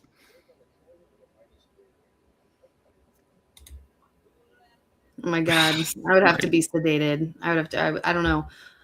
Oh yes, I forgot about that. We were able to hear terrain. Yes, you heard that. Pull up. That we heard that, and I was like, no. I like legit froze for a second and was like, I don't know what to say. Like, I wanted to comfort Erin, but I didn't know what to say, and I was just like, we're gonna die. Oh my God. I think I made that sound too. I think I was like, By the way, that's the sound that I would have made right before I died if the fucking plane crashed. Yeah. Fucking terrible. That was an unfun moment for sure. Okay, one other thing that I want everyone to think about while we're watching the rest of this movie is, so we're supposed to start our new show next week, but due to some extenuating circumstances over the last week or so, I had some shit come up with personal friends and family stuff that has distracted me. I forgot to post the fucking poll on social media for what show we're going to watch next. But I figured this would be the perfect time to institute a new thing since now that we're getting the Patreon going. New rules. Okay. Yes. So for tonight, I want next week we're going to watch another movie. So this is me telling everybody that. But I want Crystal, you to come up with one movie for the vote. I want Joe to come up with another one, which I'll tell him in a minute. And then I want Chat to come up with at least two movies. So if we can get Chat to agree on two movies and we have the rest of the stream to go over it, then we're going to vote on that at the end of tonight for which movie to watch next week. Are we then? Okay, carry on. The new rules are going to be tonight.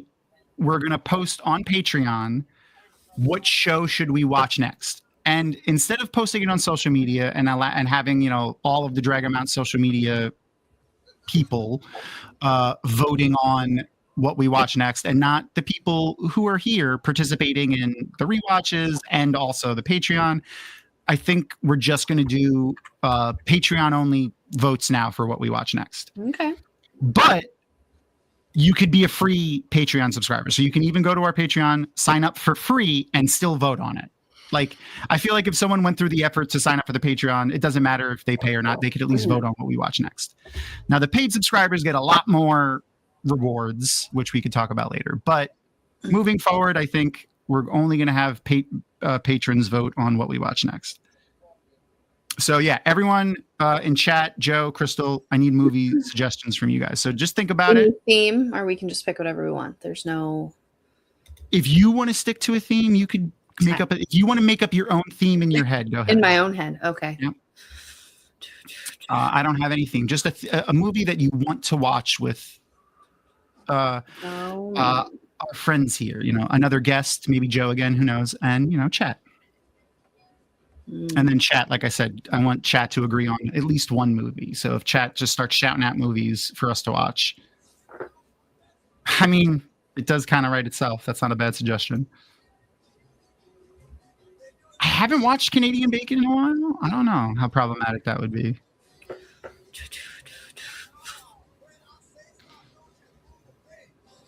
I love this song. Do the mess around.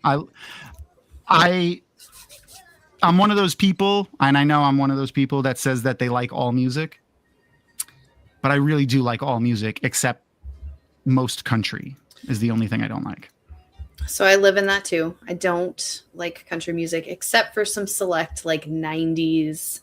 Like I was a Shania fan because I grew up in Kansas in the 90s.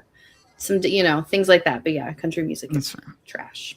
My thing is I don't know what genre like music is. Like I'm bad at genre placing music. Basically, there's like country, rock, and everything else.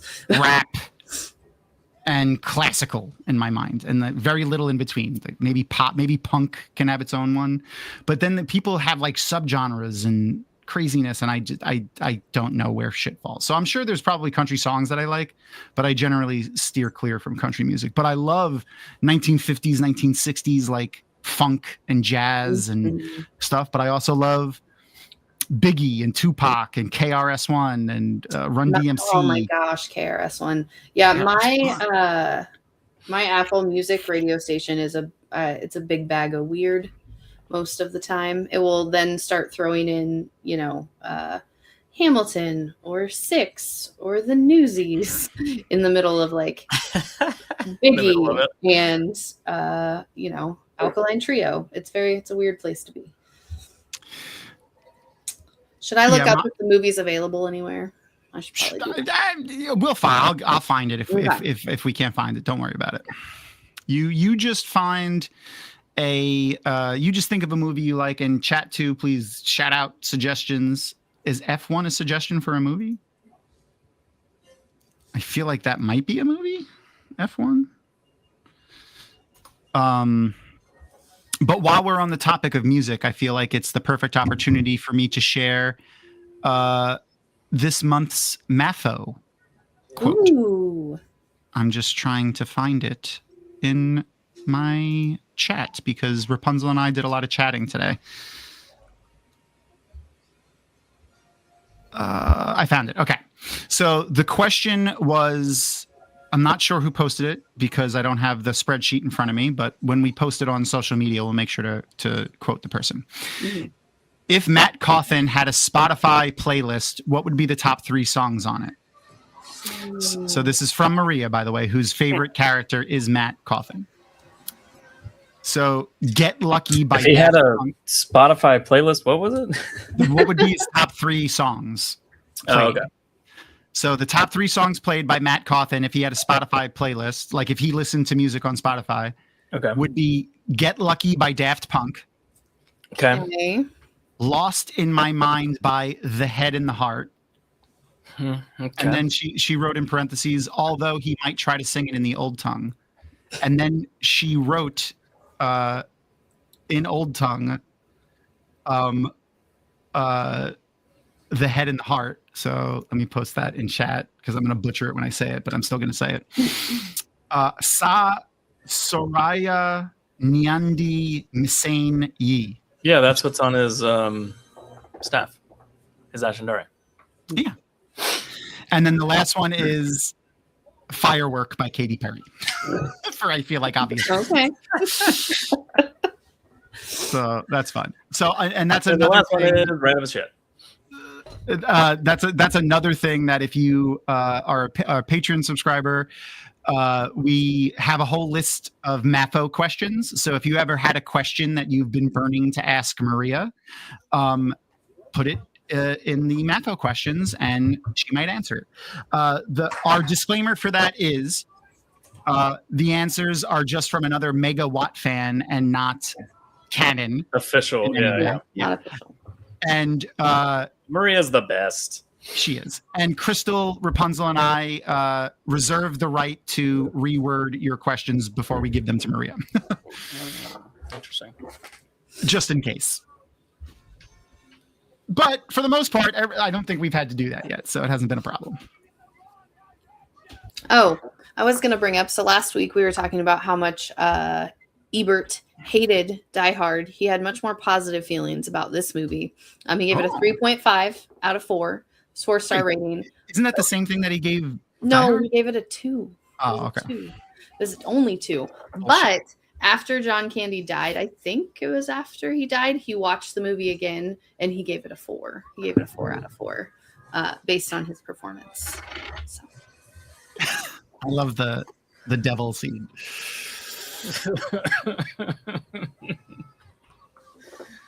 There's a really funny. Let me see if I didn't upload it. Hold on. A really funny behind the scenes picture that I saw from this. It's a little bit of Home Alone 2 when Marv's grabbing the electric faucet. Oh yeah, And there I with the didn't do skeletons. that. They look like they probably had a lot of fun filming that scene in particular, for the amount of images that I saw of this. Oh, I have so many tabs open on my computer. There it is. Don't do this to me now, stream. There we go. Apparently they did a lot of playing around with him in the makeup and like shit. So, and he had fun in it. That's one of their daughters. I can't remember which one it was. I know I don't know if Steve Martin has kids, to tell you the truth, but I know John Candy has at least a son and a daughter.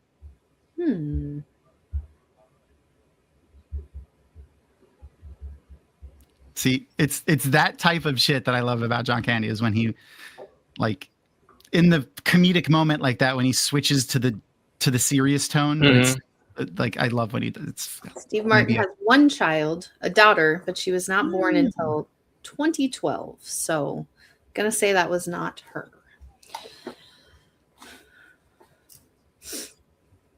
That's interesting. There is a Home Alone reference in this movie, by the way. We'll see if Joe. We saw the like what looked like the house earlier. Oh well, yeah, the house is very similar. That is what it is. It is the house. Oh. That house is the house. I was going to say, is it the actual house? It looked. It is just like. Yeah, I wasn't sure or not. It is. It is. I said that really early when it first was shown. I was like, that looks like the Home Alone house. I was probably. Yeah, or something. I don't think anyone's heard it. It's my bad. The it's. I'm sure they've shown it like 2 times now already. I think they have. Yeah. The only difference is, I had a image of it, but I don't know where I saved it, so I'm not going to try to find it right now. When we see it in a minute, though, I'll point it out. That when they show the house in this film, it has like a little addition on the side, and that addition was removed prior to filming of Home Alone. So. It's not where the garage is. Off I was gonna say, isn't that the garage? Because they have the little the roof line for the garage is lowered. Let me see if it's the house proper, and then the garage, like the driveway goes back, and there's like there's like a extra building. The garage is like separated from the house, I think. But in this movie, there's like an attached addition to the side, like that's coming off the side of the house. That's there. Hold on, I'm trying to get there it is. This is the actual shot from Home Alone. I knew I had it somewhere buried in these. I have so many notes. Like, you would be really surprised how many notes and like images that I have on this, which are another thing that you could see if you subscribe to the Patreon. After I'm done with a project, I usually just throw all of my images and stuff onto Patreon so that people can like Palm Springs. Yep. There's the house from Home Alone, as it is in Home Alone. Right. Yeah.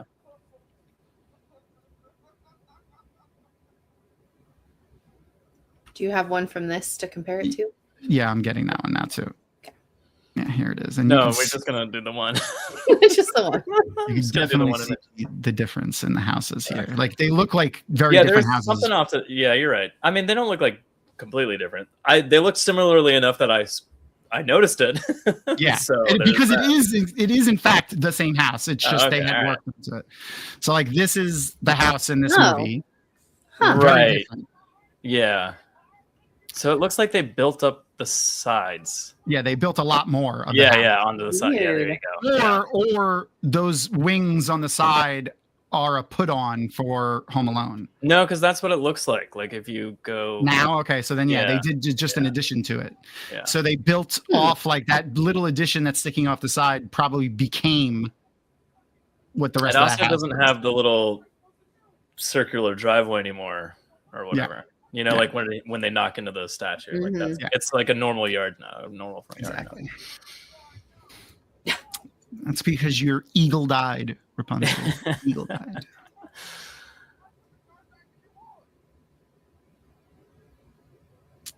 This scene also reminds me of another favored movie of mine.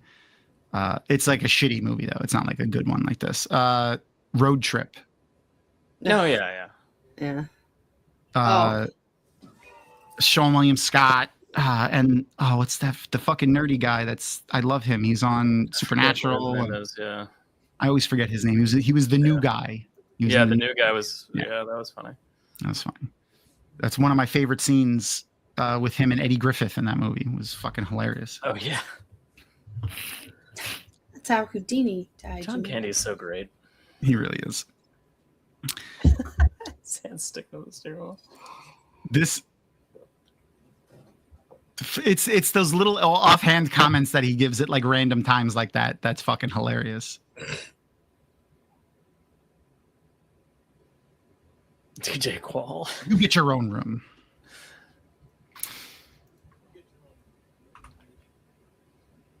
So, Joe, if you were Steve Martin's character in this, not his personality, just his place, would you be annoyed at John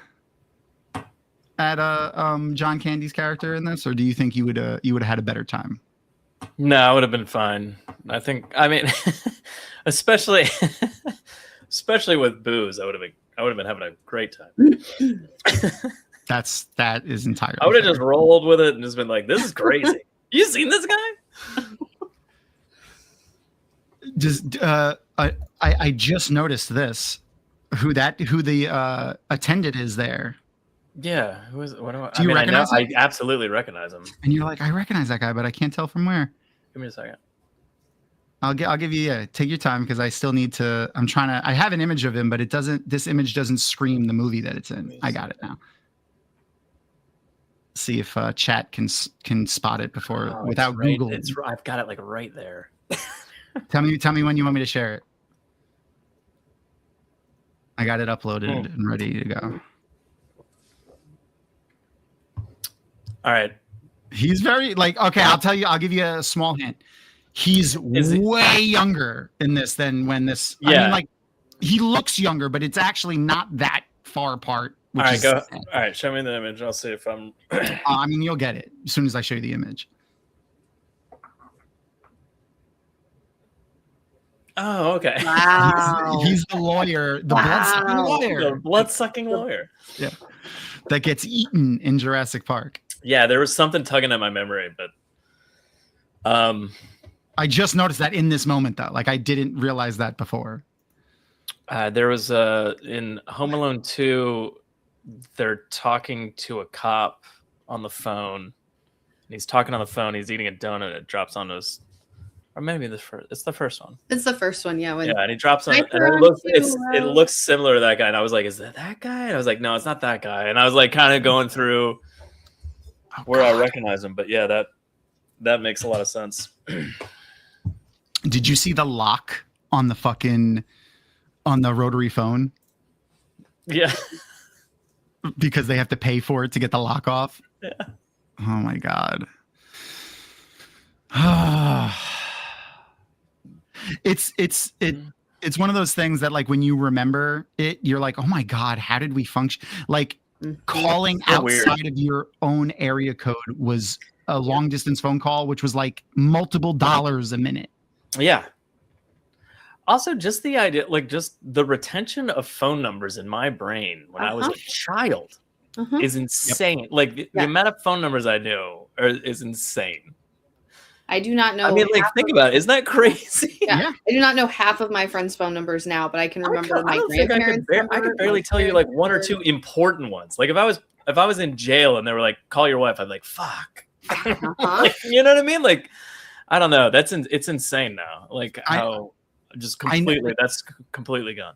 Right now, off the top of my head, I only think I know 3 phone numbers that are still accurate to who they belong to and active. One's mine, one's Erin's, and one for some reason is a friend of mine, my friend Zach's cell phone number. I still remember that to this day. I think I literally just know my wife's and my mom's. You don't know your own? And it's my own, of course. But then I'd still have to be like, is that right? Maybe it's not right. Is that right? Maybe it's not right. Maybe I dialed it wrong. But I still remember my grandparents' phone number from when I was little. I also have the same thing with song lyrics. I will forget why I walked in a room. Why do I know every lyric to these songs from the 80s? Like, every single one. But I will literally get up and walk to the kitchen and be like, why the fuck am I here? What am I doing in here? Yeah. Here? Yeah. Joe referenced the scene from Uncle Buck where he fucking threatens the boyfriend with the axe. I recited that whole scene. I haven't watched that movie in 10 years. Not my favorite scene in the movie. Still know it verbatim.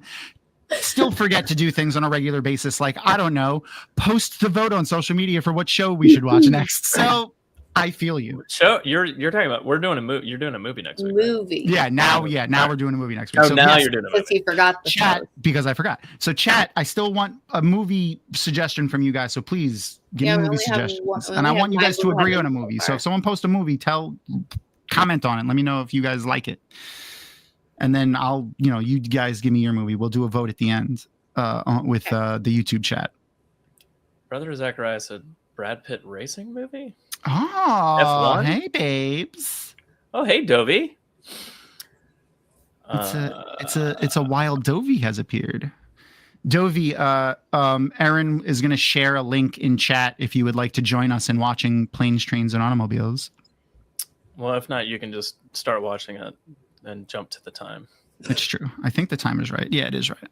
It is exactly right, which is crazy. Ooh.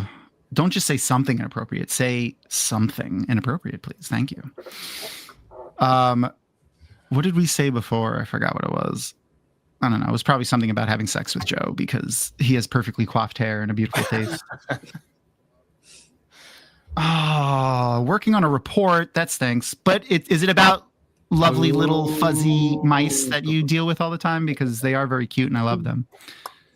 For those who don't know, yes, Mr. Strovey is the Wheel of Time community's resident inappropriate comment, fantastic person, beautiful person that she always is at all of the things, but also like one of the country's foremost experts on a particularly interesting type of small rat that lives in marsh, wet areas, which is just crazy and awesome. And I love the Wheel of Time community for the different people that exist in it. Oh, it's a fish and water report. That's not fun. You can't cuddle fish. Tragic marsh wet areas is what she calls her vagina. Small rat. Wait, say that again. What was that? Oh, it's a tragic marshy wet areas is what she calls her vagina. Tragic though? I mean, you said it. I mean, that's fair. That's fair. It's a tragedy like Macbeth. Oh my God, gnomes. Fucking Gnome Garden. I love you. That's true. And I want to punch you in the face.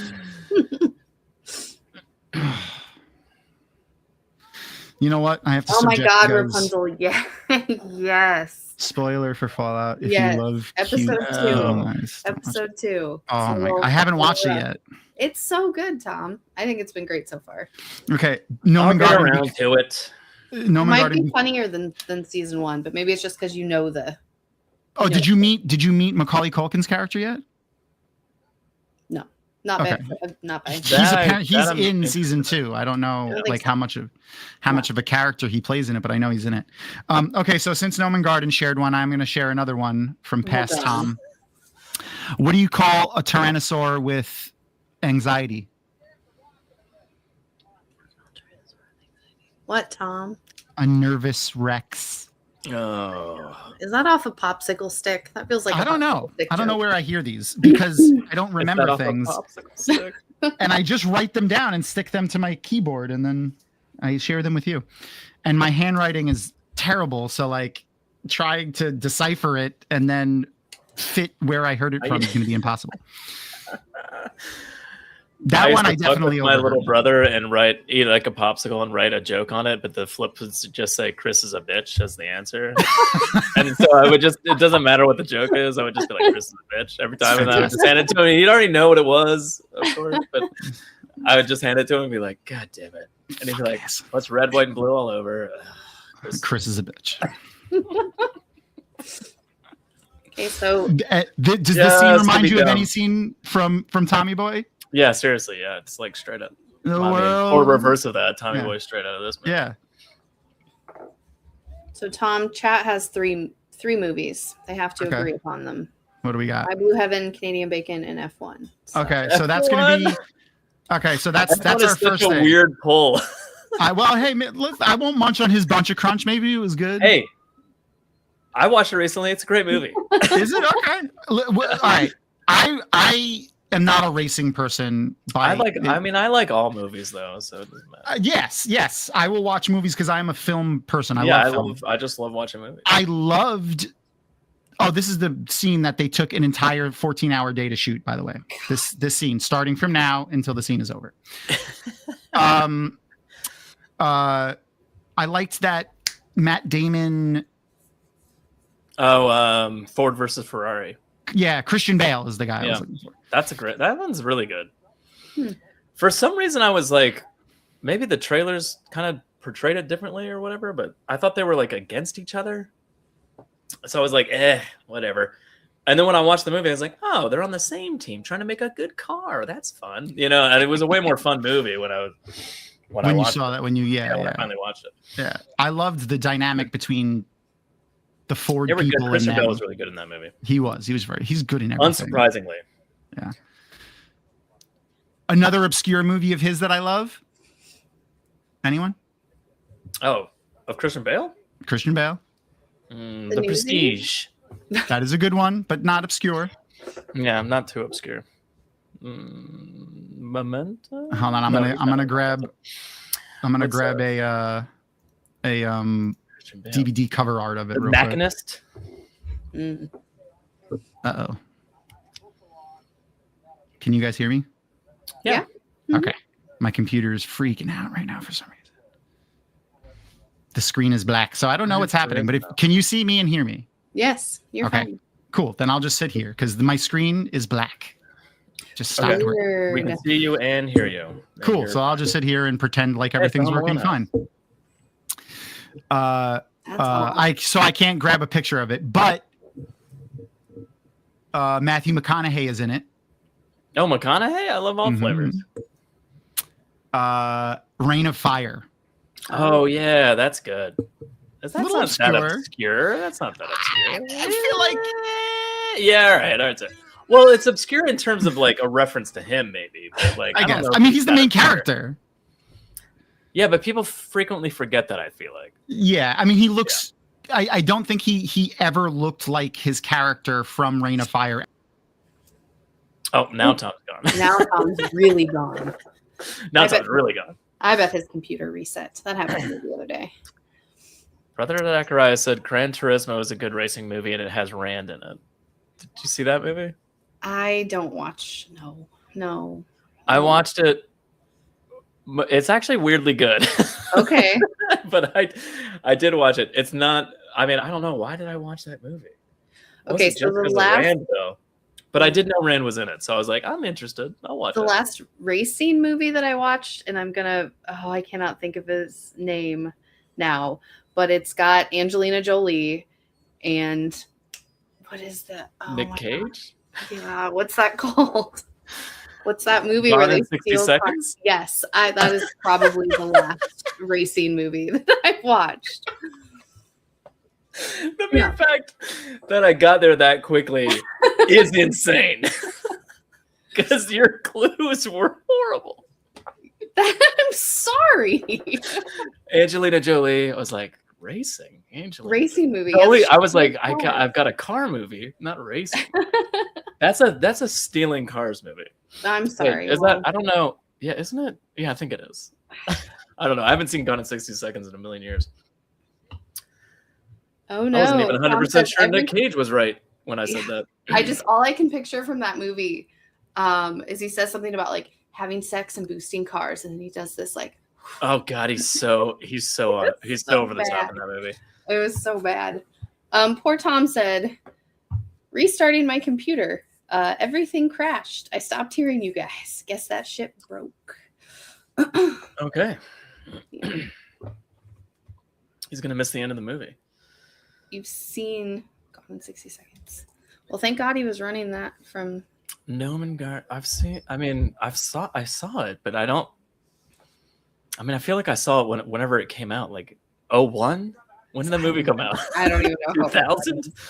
I saw it a million years ago. I don't remember. Empire of the Sun. Rapunzel said for way back up in the comments about an obscure Christian Bale movie. I like the new name. That's funny. There we go. Welcome back. Oh, Tom's back. Hi. Tom Candy. Welcome back.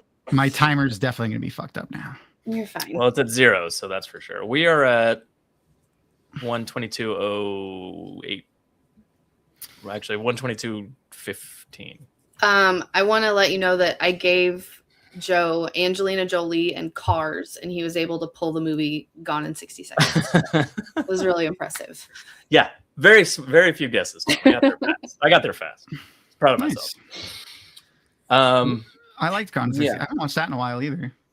I don't remember it very well, other than like Nick Cage is over the top and Angelina Jolie's in it.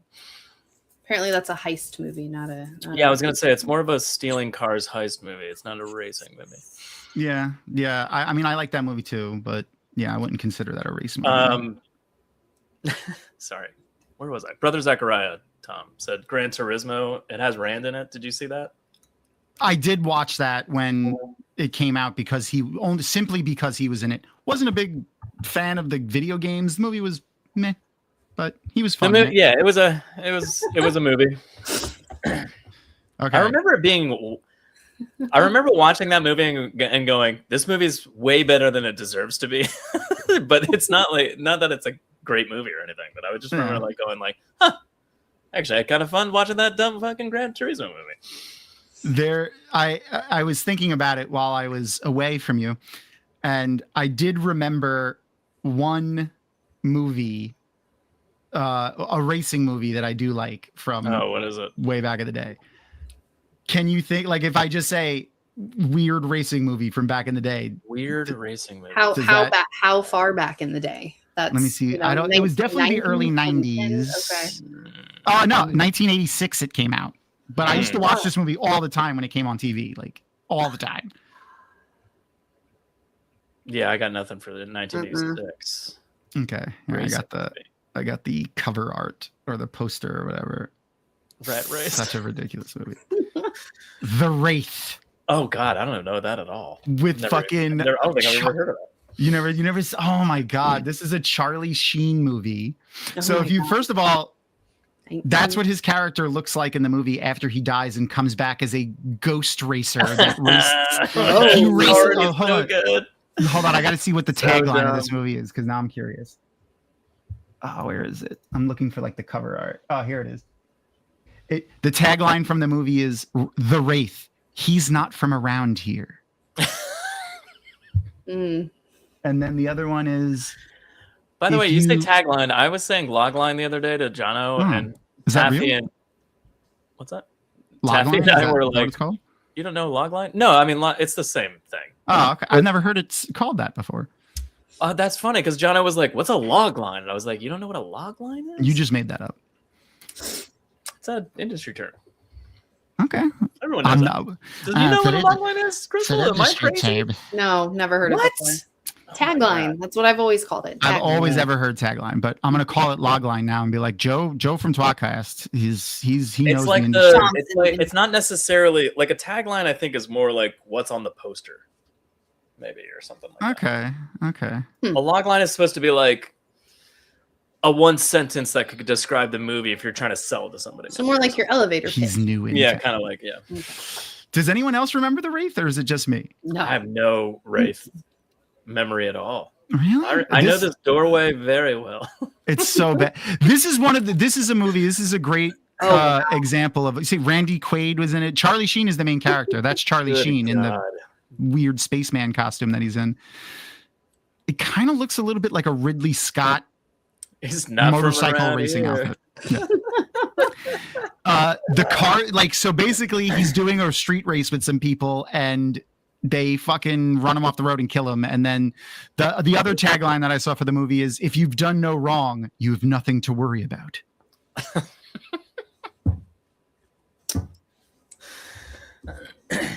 But this is one of those movies that's like, just see, if you watch this scene carefully, you can just see Kevin oh my Tobacco God. down the stairs. Oh my God.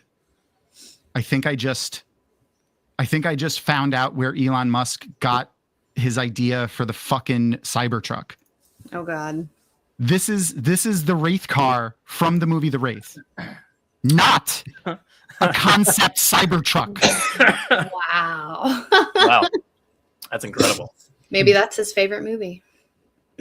Oh my God, I haven't seen this movie in 1,000 years, but this is one of those movies that's like so stupid it's funny. Like if you watch it, it's not meant to be a funny movie, but it is 100% so stupid it's funny. Okay, but I didn't even give him Nicolas Cage. That's why it's impressive. No, I came up like with Jolie and that guy. The guy. I'm like, with Nick Cage? What did you say? Cars and what? Angelina Jolie and Cars. Cars and Angelina Jolie. Oh, yeah, the only reference I had was vaguely a racing movie. I would have gotten that too. That's easy. Come on. Angelina Jolie was like, that was when she was like, don't get me wrong, she's been beautiful forever. Oh, by the way, the movie's over now. It is. Yeah. Because I'm sorry about that. My fucking stupid computer had to restart and I wasn't paying attention to the end. But well, the movie didn't stop, so that's all that matters. Yeah, I'm glad that was on your laptop. Yeah, that's why I got a second thing, so that when one shits the bed, at least both don't. But yeah, I didn't point it out at the end, but if you were paying attention at the end there, his wife has this whole like realization moment. The camera focuses on John Candy and then switches back to Steve Martin. And it's supposed to be like it's from his wife's perspective. So it's like she's looking at them and then it looks back at John Candy. And then the camera turns to her and she's like, like she's like sighing with relief that he didn't cheat on her, that he was telling the truth, that it was this annoying guy with him the whole time. And it's like, hello, Mr. Griffith. And you're like, that doesn't, yeah, it's not as heartwarming as they want it to be in that scene for me, at least. It didn't, that's not how it hits anymore for me. This is another scene from The Wraith, by the way, just to let you know. Yeah. Oh wow. I forgot who that guy is. Straight out of Greece. He's waiting. Oh yeah. No. It's 1986. That guy is the same guy that played another obscure character whose name I remember for some reason, Janosch from Ghostbusters 2. That's interesting you brought that up. Yeah. Why? Are you just because I was looking for New Year's Eve movies and I thought Ocean's 11 or Ghostbusters 2. Ghostbusters as 2. my movie choices. Another movie that oddly holds up well. Another sequel that I don't want to say is just as good or better, but it's fun. Doesn't fall to the idea of sequels being like never living up to the first movie. Oh yeah, I agree. Oh shit, that guy does kind of look like Adam better Conway. or maybe even as good, but it's definitely a fantastic movie. Oh, fucking absolutely wonderful. I do feel a little bit bad though for the guy that played let's watch The Wraith. All right. So hold that thought, brother Zach. Hold that thought. I'll bring that back in a minute. The guy that I played. think we should all pick racing movies. Oh God. All right, you guys. Neither of you guys have told me. Neither of you guys have told me your thing, and we have F1 from chat at least. So if you want to go with that route, we can. It's up to you guys. You guys have to pick your movie still. The guy that played. Oh shit, what's his name? The guy in the painting. Something Go. Oh gosh. Vigo. Vigo. Yeah. The guy that played Vigo, they redubbed over all his voice, like his voice throughout the whole movie, and did it with somebody else. He didn't like that. Thank you, Noman Garden. Yes, I know. I hadn't seen Brother Zach in a while either, and I was very happy to see him. I do miss his antics in chat, and yours too, Dovey. All right, so we got unless we have an uprising from chat, and if Crystal and Joe go with it, I think we're going to go with F1 from chat just to fit a racing theme. If you guys have racing suggestions, or if you want to do a racing theme. All right, so do you guys have suggestions yet, or do you need more time? I mean, yeah, I can go, but why don't you? And you can make it Gone in 60 Seconds. If we're going, I was gonna say The Burbs, but if we're going racing themed, we're gonna go Gone in 60 Seconds. Okay, Gone in 60 Seconds. Okay. Joe. Interesting racing movie. All right, I'll go. If we got F1 from chat, I'll go Gran Turismo just because Rand's in it. Yeah. Okay, this has got to be so like my like, I don't want to say like I'm least excited about, but like I like Gone 60 Seconds, like easily top tier movie for me. Like I love that movie. It's a heist movie too. I almost But I don't know about F1. I've never seen it, so I'm gonna have to watch it. Or should we watch it? Nah, I don't want to watch it for the first time on stream. I gotta watch it beforehand.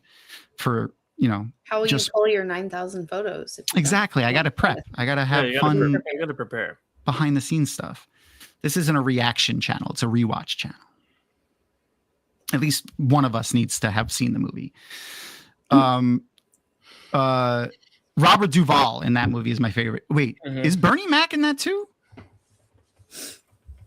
Who? No, I don't know. Am I mixing? Because you said Ocean's 11, am I thinking Bernie Mac? Yeah, are you confusing that? I don't know. I'm trying to think of everyone else that's in that movie. Well, I thought The Wraith was your pick. The Wraith is going to be my pick. So it's going to be between F1, The Wraith, Gone in 60 Seconds, and Gran Turismo, you said. Yeah. Oh, no, it's Delroy Lindo is in that.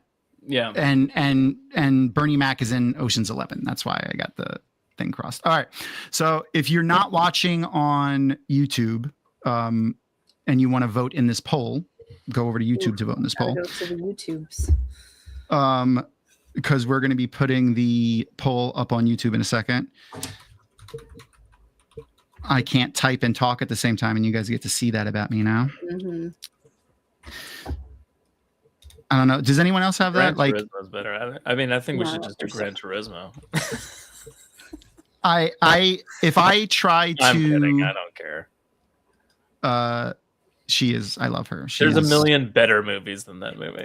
Oh yes, there is. Absolutely, there is.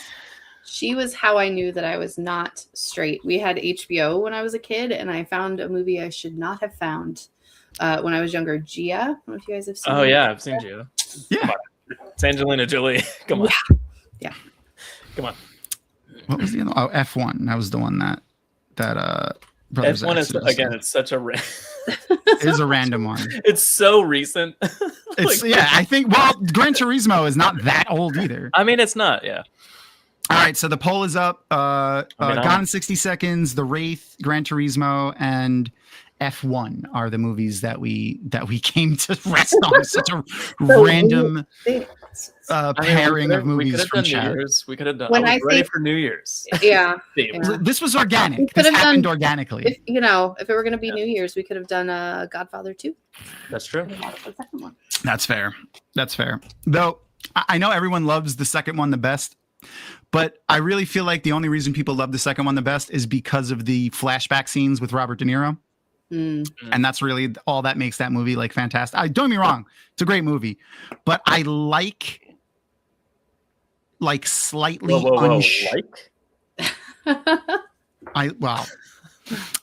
between the two characters of Michael from Godfather 1 and Godfather 2, I like the slightly unsure of himself coming into his own Michael from Godfather 1 than like the cocky kind of shithead Michael from the other Godfathers.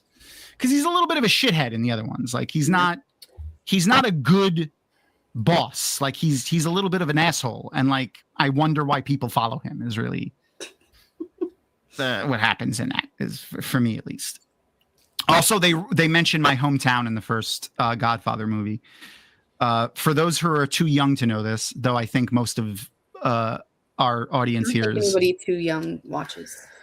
Well, you know what, though? None of us are old enough to have experienced this, I feel like. And I don't know if all places in the U.S. did this, but I know they did it around Manhattan and in New York.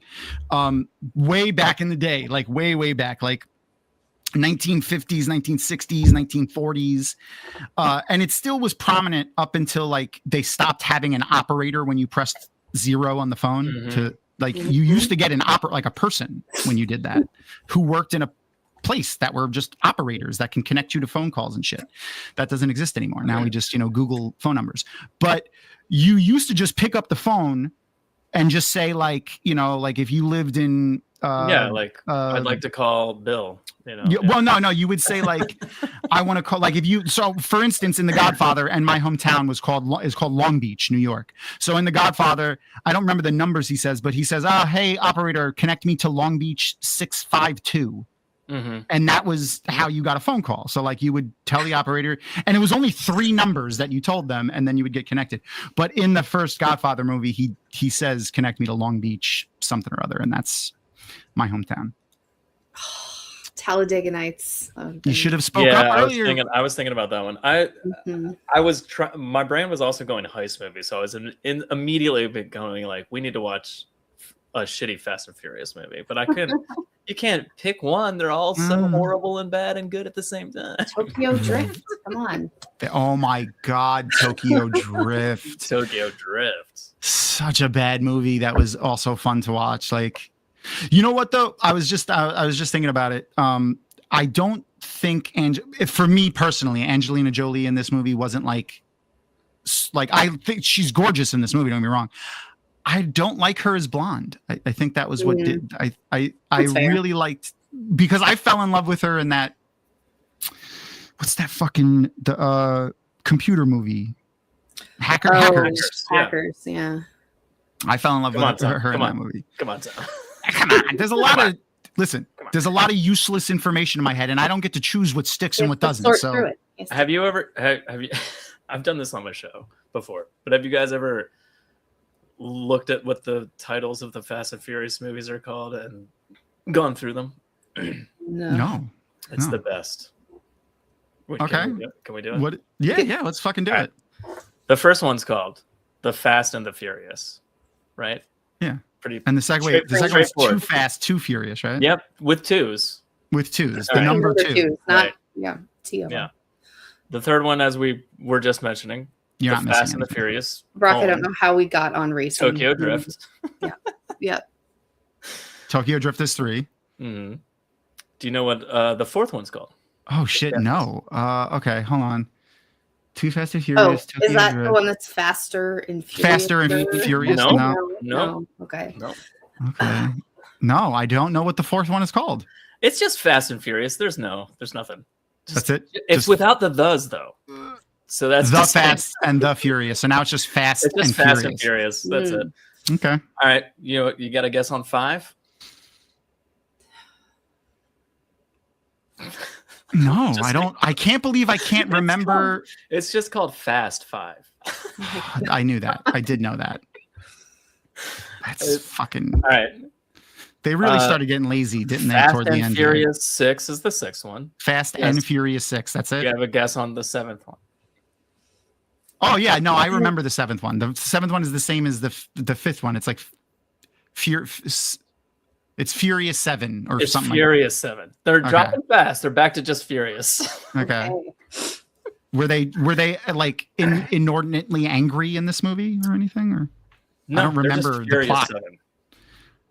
Do you? What's the 8th movie called, Crystal? Is that the Faster Furious or? No. It's the Fate of the Furious. Oh, because Fate and 8 rhyme. This is terrible.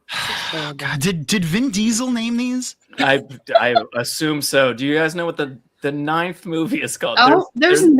There's 11. There's going to be 11. There's 10. There's currently 10. There's currently 10. Oh my God, no. No. Wasn't one of them not a Fast and the Furious movie though? Wasn't one of them like The Rock and Jason Statham? We don't count that. Okay, all right. So what are we on? 9? We're on number 9. Do you know what 9 is called? The 9 Circle of Hell? I don't know. Dante's Fast and the Furious Inferno. Think super simple. Like super Fast 9? No. But spelled like the German 9? Even simpler. Simpler. Think Judgment Day. Like what would you call T2 F9? That's right. It's just F9. Wait, do you know what number 10 is called though? Oh, it's got to be. Keep in mind that every single movie so far has had a number. If there's a number at all, it's a number. It's a number. So that means so my initial thought is that the 10 is an X, but but it can't be. It can't just be FX because that's a channel. So it's got to be like Fast X or Furious X. That's correct. It's Fast X. Fast X. Okay. Now, if I was to tell you what number 11 is going to be called, what would you think? based on this naming convention so far, what would you think the 11th movie is going to be called? Hi, I'm Vin Diesel and I need money. I don't know. Wait, 11. Crystal, what's your guess? I need a solid guess for number 11. You're never going to get it. So good. What is it? XI? Fast XI. No, no, that's pretty good. That's a good guess though. It's Fast X: Part 2. Oh my God. It's like it makes no fucking sense. I love it. It's added control. Who's naming these movies? Blind Rage cash grab. Okay. I will admit I have not watched most of those. The last one I saw was Tokyo Drift. So what's that? 3? Tokyo Drift? No, I definitely watched after Tokyo Drift. I watched the one where they go to South America and they end up driving through like the streets of Brazil with a fucking vault tied to a car somehow. I believe that's Fast and Furious 6. I remembered that one. That might be Fast 5. I can't remember. The only they all positive blend thing together. They do. The only positive thing I could say about the Fast and Furious movies is that they don't take themselves too seriously. I think they lean into the silly on purpose with at least some of them. Cause like I remember seeing like one where they're fucking like jumping a car off a plane at this point. Yeah, it's insane. No, it's insane. Do we remember that this started as I haven't like even seen the 10th one. I'm pretty sure there's cars in space. I wouldn't be surprised. matter. They're racing submarines. None of them. They race submarines? They were going. So the first movie is like, it's basically Point Break, but with cars instead of surfing. Like it's just like a street gang that's like robbing VCRs of a semi truck. That's what I'm saying. We started as like a street gang. They're like international thieves, and you're just like, what's happening right now? No, like, no. It's the government just like, we have one job. The only people could solve. The only people that can do it is Dom Toretto. Dominic Toretto. Fucking. He was once arrested for beating a man to death with a lug nut wrench. It's so insane. Fucking crazy. Anyway. Hey, Tom, are we going to end the poll? I was going to let it go for a little while to see. Okay. Yeah, let's let it go for another couple of minutes before we finish up. Joe, if it's gone, are you coming back? Yeah, come back. If we're going to watch it in 60 seconds. All day long. Okay. If it's gone, if it ends up being gone in 60 seconds, all right, okay. I would be excited to see Joe's face again. I mean, I haven't seen that movie in 25 or however long it came out. 25 years. So. I have. If you rapid fire, as little thinking as possible. Joe, top 3 Nick Cage movies. Oh Jesus Christ! A little thinking is possible. Just rapid fire, as quick as you can. I got nothing. Gone in 60 seconds. All of his movies just went out of my brain. That's what always happens. Nick Cage. Go to Crystal. All right, I'll do mine. Face Off, Okay. What? No. Oh, absolutely Face Off. Terrible. Oh, it's fantastic. That fucking movie is phenomenal. See, me and Dovey. This is why me and Dovey. So Dovey bad. knew. Face Off is one of the most quotable fucking movies, and it has one of my favorite scenes with Nick Cage in it. If you want to Google this later, I'll see if I could find a clip of it to play. Nick Cage priest outfit. Best scene in any movie ever. It makes me laugh every time. I will watch it over and over again. But yeah, my top three rapid fire. Mr. Stovey got 2, Face Off and National Treasure, and National Treasure. Brock got the third one, which is The Rock. Yeah. Oh, I was gonna say The Rock. Shit, what's the other one that I love? Kick-Ass. He's phenomenal. In Kick-Ass. He was great in Kick. Oh, fucking Con Air. Another great. Oh yeah, Con Air's great. The long hair. With the with the horrible accents that he has throughout that whole movie. Yeah, it's so fucking good. And, the obvious move is Gone in 60 Seconds. Yeah, well, I mean, correct. I don't know. I don't. I weirdly love and don't care about him in any way, shape, or form. Me too. It's the same. I'm exactly the same. Exactly. National the same. Treasure was my probably. National Treasure. The Rock is a solid movie. Oh yeah, I'll watch that. The Rock is a movie that I could just watch over and over and over again. You know what? Give me like Into the Spider-Verse or something when he's like a random voice in the movie. They're doing a full show where he's going to play Spider Noir. Yeah, I know. I can't wait. That's awesome. Yeah, really excited because I loved his really just over the top, ridiculous, like 1920s detective voice that he did for that. But the Con Air, I don't know if everyone remembers how many fucking people are in that, but there's a ton of people on it. Nicolas Cage, John Cusack, John Malkovich, Ving Rhames, Dave Chappelle, Steve Buscemi, Danny Trejo. I'm trying to think of other people. They're all so playing many fucking people. Criminals that get murdered and killed throughout the movie. Yep. Well, John Cusack was the cop. He does do a voice from The Croods too. The Croods. Oh, The Croods. It's the animated like. Yeah, it's animated. I haven't seen it. I don't think the animated caveman movie. That's not the Flintstones. My kids missed that one.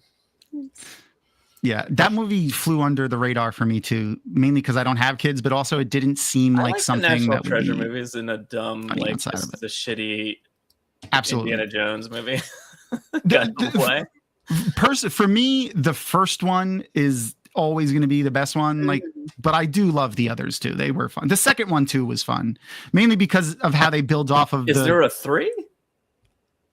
I don't. Is it called National Treasure: Tokyo Drift? Oh my god, it would be amazing. No, I don't think there's a third one. What do they call the 4th one?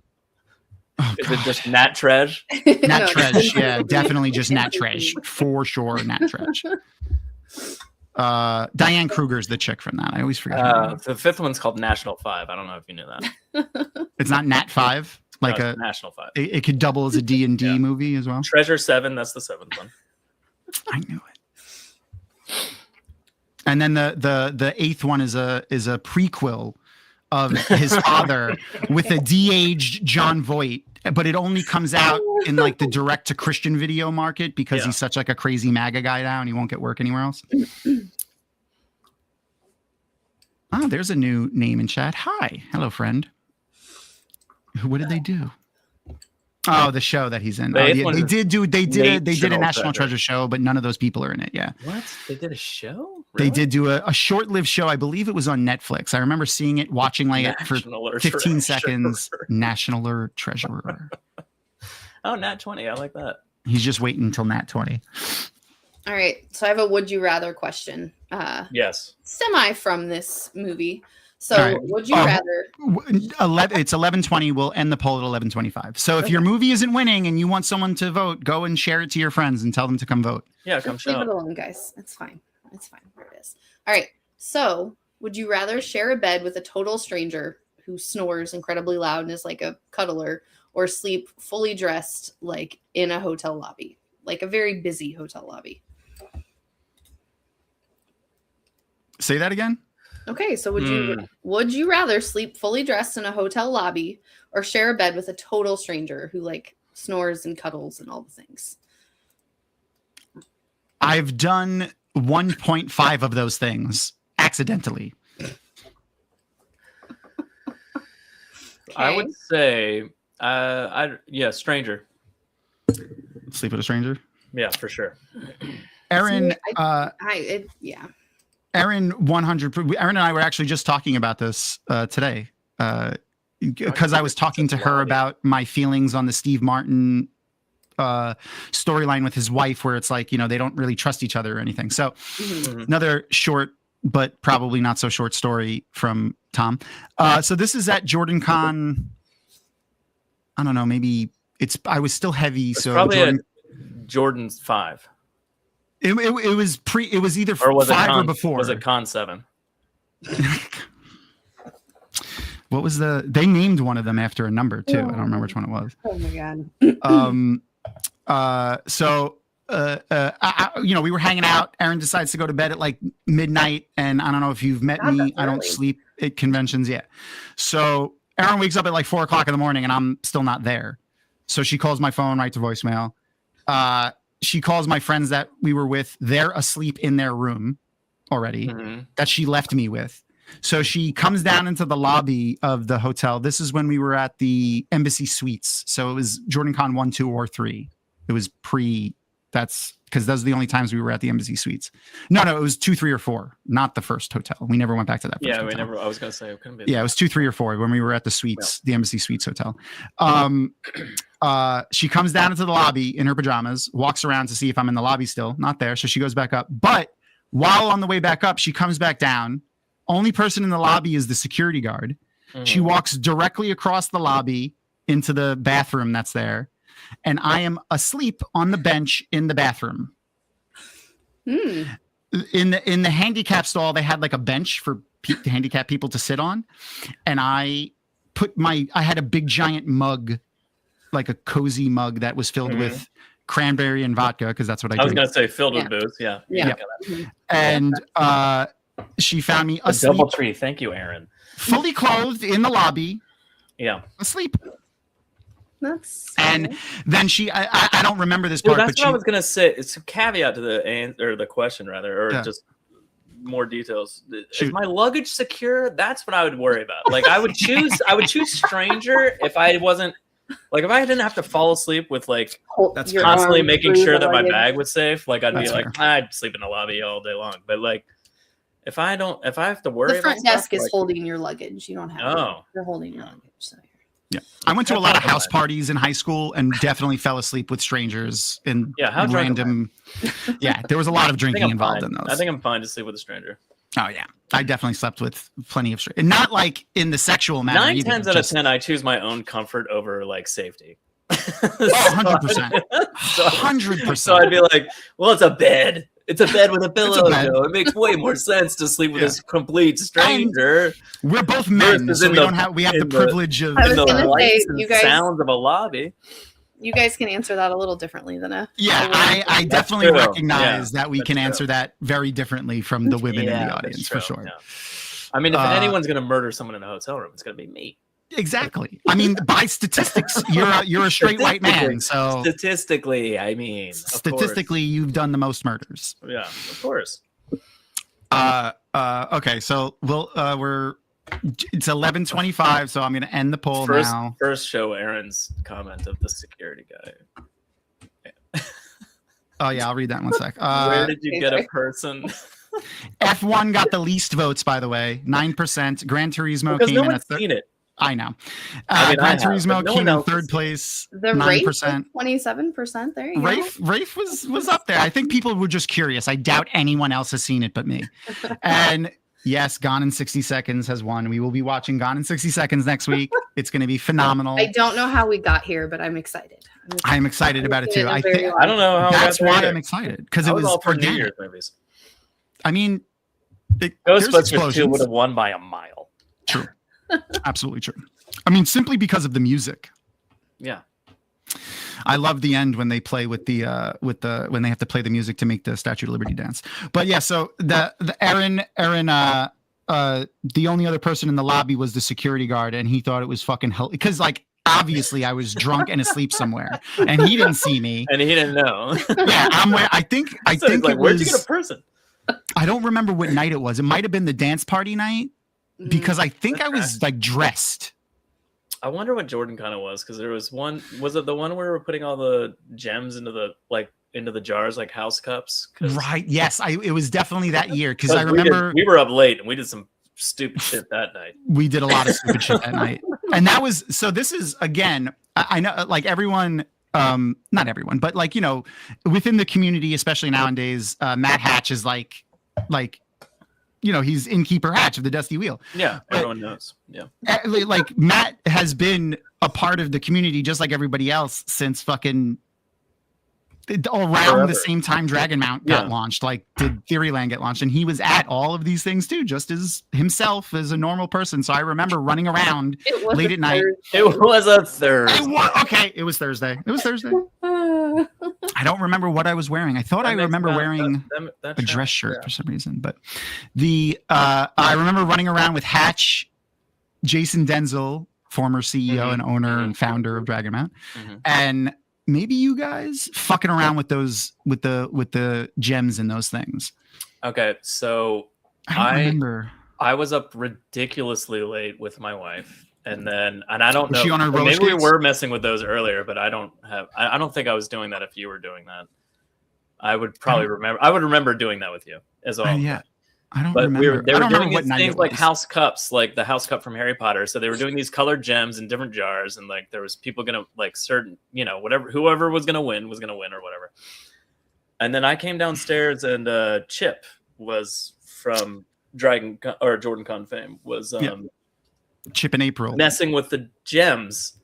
And I was like, what are you doing? And Lauren and I were just downstairs, and we were like, what are you doing? And he's like, I'm going to mess this game up. And he was pouring all of the gems into a trash bag. And I was like, this is a dumb idea, but okay, I'm all for it. And so like he took this bag, tied a knot, and just chucked it into the pool with all the gems, all mixed together. So like no one knew what the gems were. And the best part of this entire story is that I came back down the next day thinking like everyone's gonna be upset, like because we went to bed after that. We're just like it's like 4 a.m, like everyone's gone and asleep. Maybe it was 6. I don't know. Who knows what time it was? But it would because everyone was gone but me, Chip, and Lauren. So like we're like, all right, this is gonna be a shit show. We're gonna come back downstairs at noon. They're gonna still be counting the gems out to separate them into the jars. And we came back down. They were perfect in their things, and we're like, what the fuck? Who Like, did this? Who fixed this and how before we got that? Like, this is insane. So I found out that Chip went upstairs and told April immediately that he had done this. And then she went downstairs and fixed it. No, didn't she made him go down. Oh, okay. That makes more sense. That's more April. So yeah, that's more April. And then so April who was in charge of the art show for many years, by the way. Yes. For everyone watching. But you know, April basically made Chip go downstairs and like correct this thing at like God knows when in the morning. So when we came downstairs, we're like, there's no fucking way. Like, me and Lauren are like, did that happen? Are we crazy? Like those were in the bottom of a pool. Yeah. So he had to go into a fucking pool, pick them out, pull out this trash bag of gems, and then sort them because they're all mixed together. Yeah, bad. No buenos. None of the buenos. But no one ever saw the joke though, because you know it's just a legendary joke that never happened because he went and stopped it before it. That year, because of all of the tomfoolery that went on with that game, Aaron and I were like, we're fucking running the con game from now on. We're never doing this game again. No. And then, well, we didn't do it then. And then the next year was the first year that we did it. And we did a scavenger hunt, choose your own adventure, hunt for the horn, because the theme of the con that year was the hunt for the horn. And it was fantastic. We had a whole scoring system in it and stuff. And it rewarded people for doing it quickly, but we didn't think anyone would dedicate time to it. But one person, and I will never forget her name because I loved saying it. Her name was Kelly Kanuki Martz. She's been back since a couple times, and I'm friends with her on Facebook too, which is funny. But I do remember her name, which is, I just like saying that name.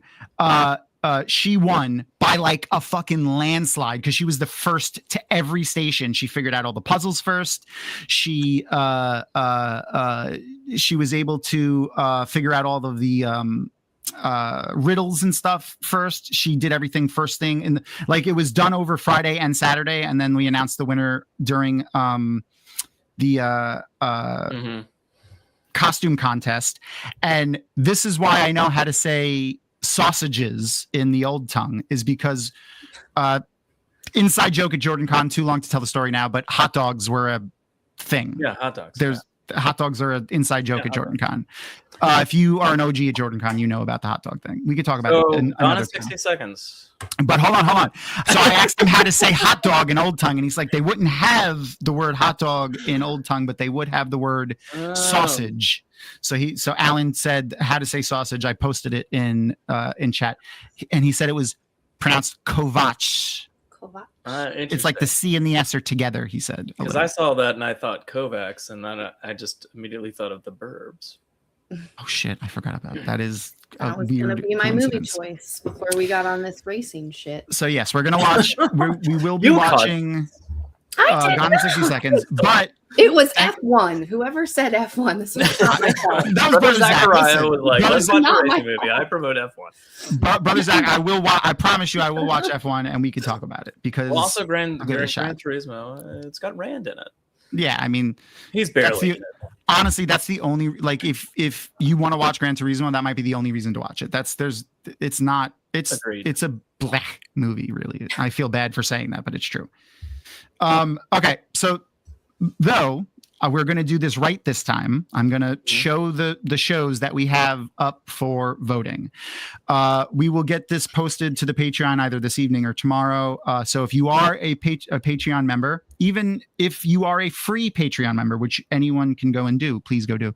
And you get a bunch of rewards, for instance, voting on the next show that we watch, but also access to the Dragon Mount video game servers that we have running for things like Minecraft, V Rising, and Shrouded, 7 Days to Die, things like that.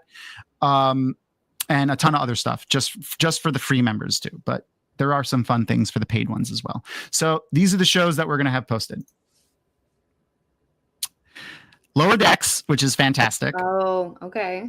The Clone Wars. We are not going to watch the first season that was like really shitty animation and stuff. We're going to pick it up after it was re-picked back up to watch. We're not going to watch all 200 episodes. Echo, which was, I think people really sleep on this Marvel show that was that's currently on Disney Plus. You could watch. It was like the reintroduction of Kingpin back into the MCU's the first time we see him from some other stuff, and then also his exit. But if you watch it, you'll see. And a show that I haven't watched yet, but everyone, including Crystal and other people that have watched it that we've had on the show, says that we have to watch. And when I watched the trailer for it, I was like, this would be a great show to watch on the rewatch. It's so funny, you guys. The Great. It's so funny. Yeah, I love Nicholas Hoult and what's her face? The Chaos Goblin. What's her name? Elle Fanning. What are you talking about? That's her. That's who that is. That's Elle Fanning. I don't know her name. I'm sorry. Oh yes, that's Dakota Fanning's sister, Elle Fanning. Yes, yeah, I always conflate the two. Which one was in? Yeah. Yeah. No. So if you want to vote on that, you gotta go and join the Dragon Mount Patreon, which is I'll post a link to in a second that I should have ready, but I don't. And like I said, you can even join as a free member and still be able to do things like vote on stuff and participate in some of the fun things that we do. If you do want to support us financially, all of the money goes to running the websites and paying the creatives that help work on all of our fantastic content. If you like any of our pre-recorded, my rider, which I always demand. Yeah. Only purple Skittles. I was about to say something along those lines. I don't know why is that the first thing that we think of? Because I was going to say all brown M&Ms or something. Thing, isn't it? It's an M&M yeah. Is that from something though? Like someone famously asked for that? I thought it was only green M&Ms. I don't know what it is. Maybe, it's something. It's an M&M or a Skittle and only a specific color, or like with a specific color taken out. I don't remember where I heard that, but Skittles, but with no yellow. Fucking weird. I will share the link to the Dragon Mount Patreon in chat now. Oh, Erin did. Erin did it already. She's fantastic. So I love her. Thank you, Erin. So yes, go and check it out. Like I said, you can sign up even for free. Patreon doesn't allow us to list like a free tier, like a normal tier, but we found a loophole with that. You can join for free, which is just like following it. But if you go to then or if you message us through Patreon, we can make sure we manually give you the ability to see all the other things and like participate in what we want all the free people to see, even though Patreon won't let us do it for free. I spent hours being like, why can't I set one of these tiers for $0? And they just won't let you. It's annoying. Wait. Oh my God. Van Halen M&Ms, absolutely no brown ones. Is that accurate? So then he said, is that a Wayne's World 2 reference? Is a Wayne's World 2 reference? I don't know. It's obviously from something. I probably know it from fucking Wayne's World 2. Probably, no way I know it from something legitimate. Also, Wayne's World 2 fun tangent connection there. I think Wayne's World 2 was Chris Farley's first movie. It's either that or where he had a speaking role. It's either that or Airheads. Yeah, I thought it was Airheads, but I don't remember if it's that or Airheads. It could be Wayne's World 2. It's whichever one came out first, probably. Like he was like a roadie. That was like his first time being a roadie when they were doing like the Wayne stock thing. And then the other one, he was like one of the rookie cops or some bullshit. That was just really. Oh. I'm interested to see who wins that poll. I wonder what show you're going to watch. Yeah, so we will have that posted either tonight or tomorrow whenever Rapunzel wants to do it, because she's our another big shout out to Rapunzel. She is our Patreon aficionado. She's the one that helps us with all the Patreon stuff. So if you see posts from Dragamount on Patreon, that is most likely Rapunzel doing that, because she has been helping me out with that. Wonderful. And she is fantastic. She keeps me on task. Or we keep each other on task. We both have similar spicy brains, and we pick up the slack for each other, and it's fantastic. And this is why I love her. I can get rid of this timer that I apparently forgot to take off. You were going for the 3.5 hour version? Is that? Yeah, pretty much. It's all the extra scenes. So keep going for the next hour or so. I'm curious to see what you guys think of this and what chat thinks of this. Another thing that I want to start doing for so Joe, you've already answered the Inside the Dragon Mount studio questions. So like, for those who don't know, if anyone's here that doesn't know, we usually ask a list of prepared questions to the same set of questions to every guest who appears on the show. Slight changes, usually themed for the show or movie that we're watching, but Joe has done them already several times, actually, I think. So just once. How dare you? Was it just once? I don't remember. You're on so often because I have a new answer. Ready? What's the last question? Katie. What afterlife would you want? Spirited Away. I want to be in a bathhouse and get scrubbed by whoever's hanging out. Just hang out with other ghosts, eat as much as I want, and be scrubbed by other ghosts. Yeah. Okay. Yeah. See, this is why I like doing this, because then it lives out in the wild. Like Joe saw some reference to Spirited Away and was like, that would have been a good answer for that question. I want to bring like, why did I not say Spirited Away? Exactly. I love it. But so my idea was that if you're a Patreon subscriber, I want to have like an open forum where it's just submit random questions. Yeah, that'd be great. And then like you could just read some answers. Random questions, just random, and take all of the questions that people submit. We can come up with some of our own, and I can make I was going the opposite direction. I was like, I thought you were going to have the patrons read the answers. Questions, and we could do that too. We could do that too. That would be fun, and we can show some answers on thing. That's a great idea too. I'm going to write that down. But no. I want to make I want to make a random question generator built from questions from the audience that they give us. Could be literally, you can ask whatever you want. Like, obviously, don't be no restrictions. Can be yeah. There could be no restrictions, but don't be gross. Don't be an asshole. Don't be an asshole. I'm not saying don't ask sexual innuendo questions, but don't be a dick.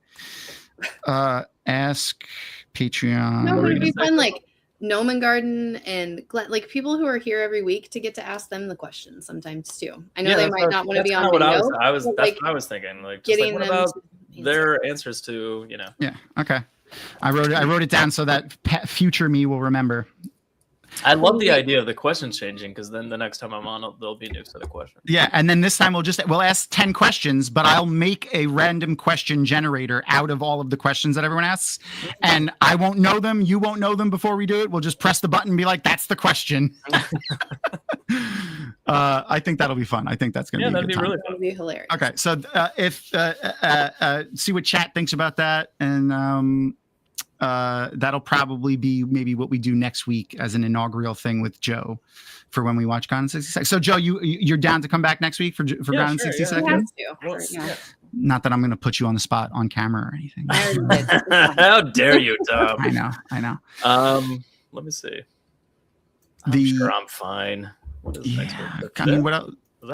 Is that right? Yeah. If you're doing anything next week, you could just cancel it because I'm more important, obviously. Yeah, I'm totally good. Yeah, I'm good. Yay. Right. The only other thing that I had written down to share tonight was just like there's been an overabundance. So I still have my Google alerts set for several versions of how you write Wheel of Time. So it's like Wheel of Time, The Wheel of Time, stuff like that. And I have one that's Wheel of Time minus Fortune because I get so many Wheel of Fortune fucking articles in the thing. It was driving me crazy. Yeah. But there's been an uptick in like over the last month or so, articles that are like fantasy shows that were canceled before their time or shows that I'm still mad about that were canceled. And the Wheel of Time has been mentioned in every single one of them. Like I've gotten at least, I want to say one every other day. That's why it was canceled so early. Like, I don't know. Even if you don't like the show, even if you didn't like it, largely don't like the show. I know. I still love that the show existed. And, you know, like, I mean, it was bringing other people into the community. And I was still like, yay, I love this show. You know what I mean? So like, my favorite part about it is that it was bringing new people into the community. Yep. Yeah, and that was super fun. I loved all the artistic. I mean, I've talked about this on our show a lot. But the costuming, the set design, phenomenal, and like looking at that aspect of someone's artistic view of like what that would look like or should look like for different cultures within the Wheel of Time was super fun. Absolutely. I miss that, and I want more of it. And I'm sad that we didn't get to see a lot more cultures within the Wheel of Time get explored via the costumes and the art. I feel like this is an okay tangent to go off on because it's Wheel of Time. I was actually talking about this a couple of days ago because Aaron got for a bunch of like for our little friend group that like does like holidays together. Paper lanterns, and like our idea was to like decorate them together, and it made me think of the scene from the first episode when they do that like lantern ceremony thing that seems like a tradition in the wheel in the Two Rivers, and that's something completely made up for the show. No reference to anything like that in the books, but I thought it was a great little addition for the culture of the Two Rivers to show something like that. It endeared us to some of the characters because of, you know, their emotion with lighting the lanterns and like, you know, putting them out. What's the specific scene like a season? Is it the second season or the third season when Perrin's like deciding whether or not to put his ring on the second season. Yeah, it's when they're going out over to Falls. I thought that was more powerful, but I get it. But like, that was that was hugely powerful because that was showing that he wasn't ready to let go of the past yet. So he wasn't fully becoming. But that was invented basically for the show, essentially. So like watching that scene come again and him going like, not quite there yet, you know, kind of thing. You're like, oh, okay. I loved that they did that. That was one of the those little things with the characters were great. Sorry, Dovi, I know she hates Perrin. We can't talk about Perrin too much. Yeah, I don't remember. Marcus, I think. Rapunzel, I did not know this. I did not know that she was a show convert. I didn't know that. No idea. I had no idea. That's amazing. There's something good to have come from that show. It's that. If nothing else, it's that Rapunzel joined the Wheel of Time community. Rapunzel joined the Wheel of Time crew. Yeah, I couldn't imagine the Wheel of Time community without a Rapunzel. That's fantastic. To the extent that she's watching us watch Planes, Trains, and Automobiles. Right, I know, right? Nothing to do with the Wheel of Time whatsoever. It's my favorite. It's my favorite. Yeah. All right. I think that's all the information that we have to share this week. And our movie is indeed over now that we're approaching 3 hours on our stream, which is way later than we usually go. Super fine. That's fine. I thank you for hanging out with us so late, Joe. Make sure to go and follow Twatcast on all the things if you don't already. Though I feel like if you're here, there's no way that you're not following Twatcast. I mean, it's possible, I guess, but it's possible, I guess. Yeah, I posted the link. It's just twatcast.com because they started when the internet was still a babe. Yeah, it's when it was a babe. We're doing the comic books right now. I guess we'll finish that up. The old school graphic novels. Yeah. Do I have one sitting on my desk anywhere? No, I don't. Oh, I do. Aha. I have issue 1 of Eye of the World. We're rereading The Eye of the World via the comic book right now. So we're talking about it's a lot of bitching about art and how. Oh yeah, the art is terrible. One thing that I learned when I did the episode with you guys when I filled in for Tom, for your Tom, was that. How inconsistent the art was in the comic books. Yeah. Like Aes Sedai's dress colors changing and hair colors changing and like just Rand's face. You'd be like, you think you'd nail that's not the same character. Guy. No, it's like completely different people on 2 different pages, 2 different people. It's crazy. No, Aaron said show tomorrow, right? Oh, we're not having a show. We won't do a show until the New Year. We'll wait till after New Year's. Okay, so new show, new year. We'll come back. We'll come back. We're not doing a show tomorrow. We'll come back after the New Year's. We always take a break after the holidays. The other thing I wanted to add was I have a small little shameless flex. I have the issue 1 of the Robert Jordan, obviously Eye of the World comic book, but then I have the pencil art alternate cover version of it. Yeah, the ink art. Sorry, I don't know uninked. You gotta teach them uncolored. Industry terms. I don't know industry terms. That's why I have you here, Joe and Crystal. Joe is my art connection. He knows all the art stuff and words. Sorry, I love you. That's a common occurrence in our household. All right, wrap it up. Yeah, without any more preamble, say goodnight, Crystal. Good night, Crystal.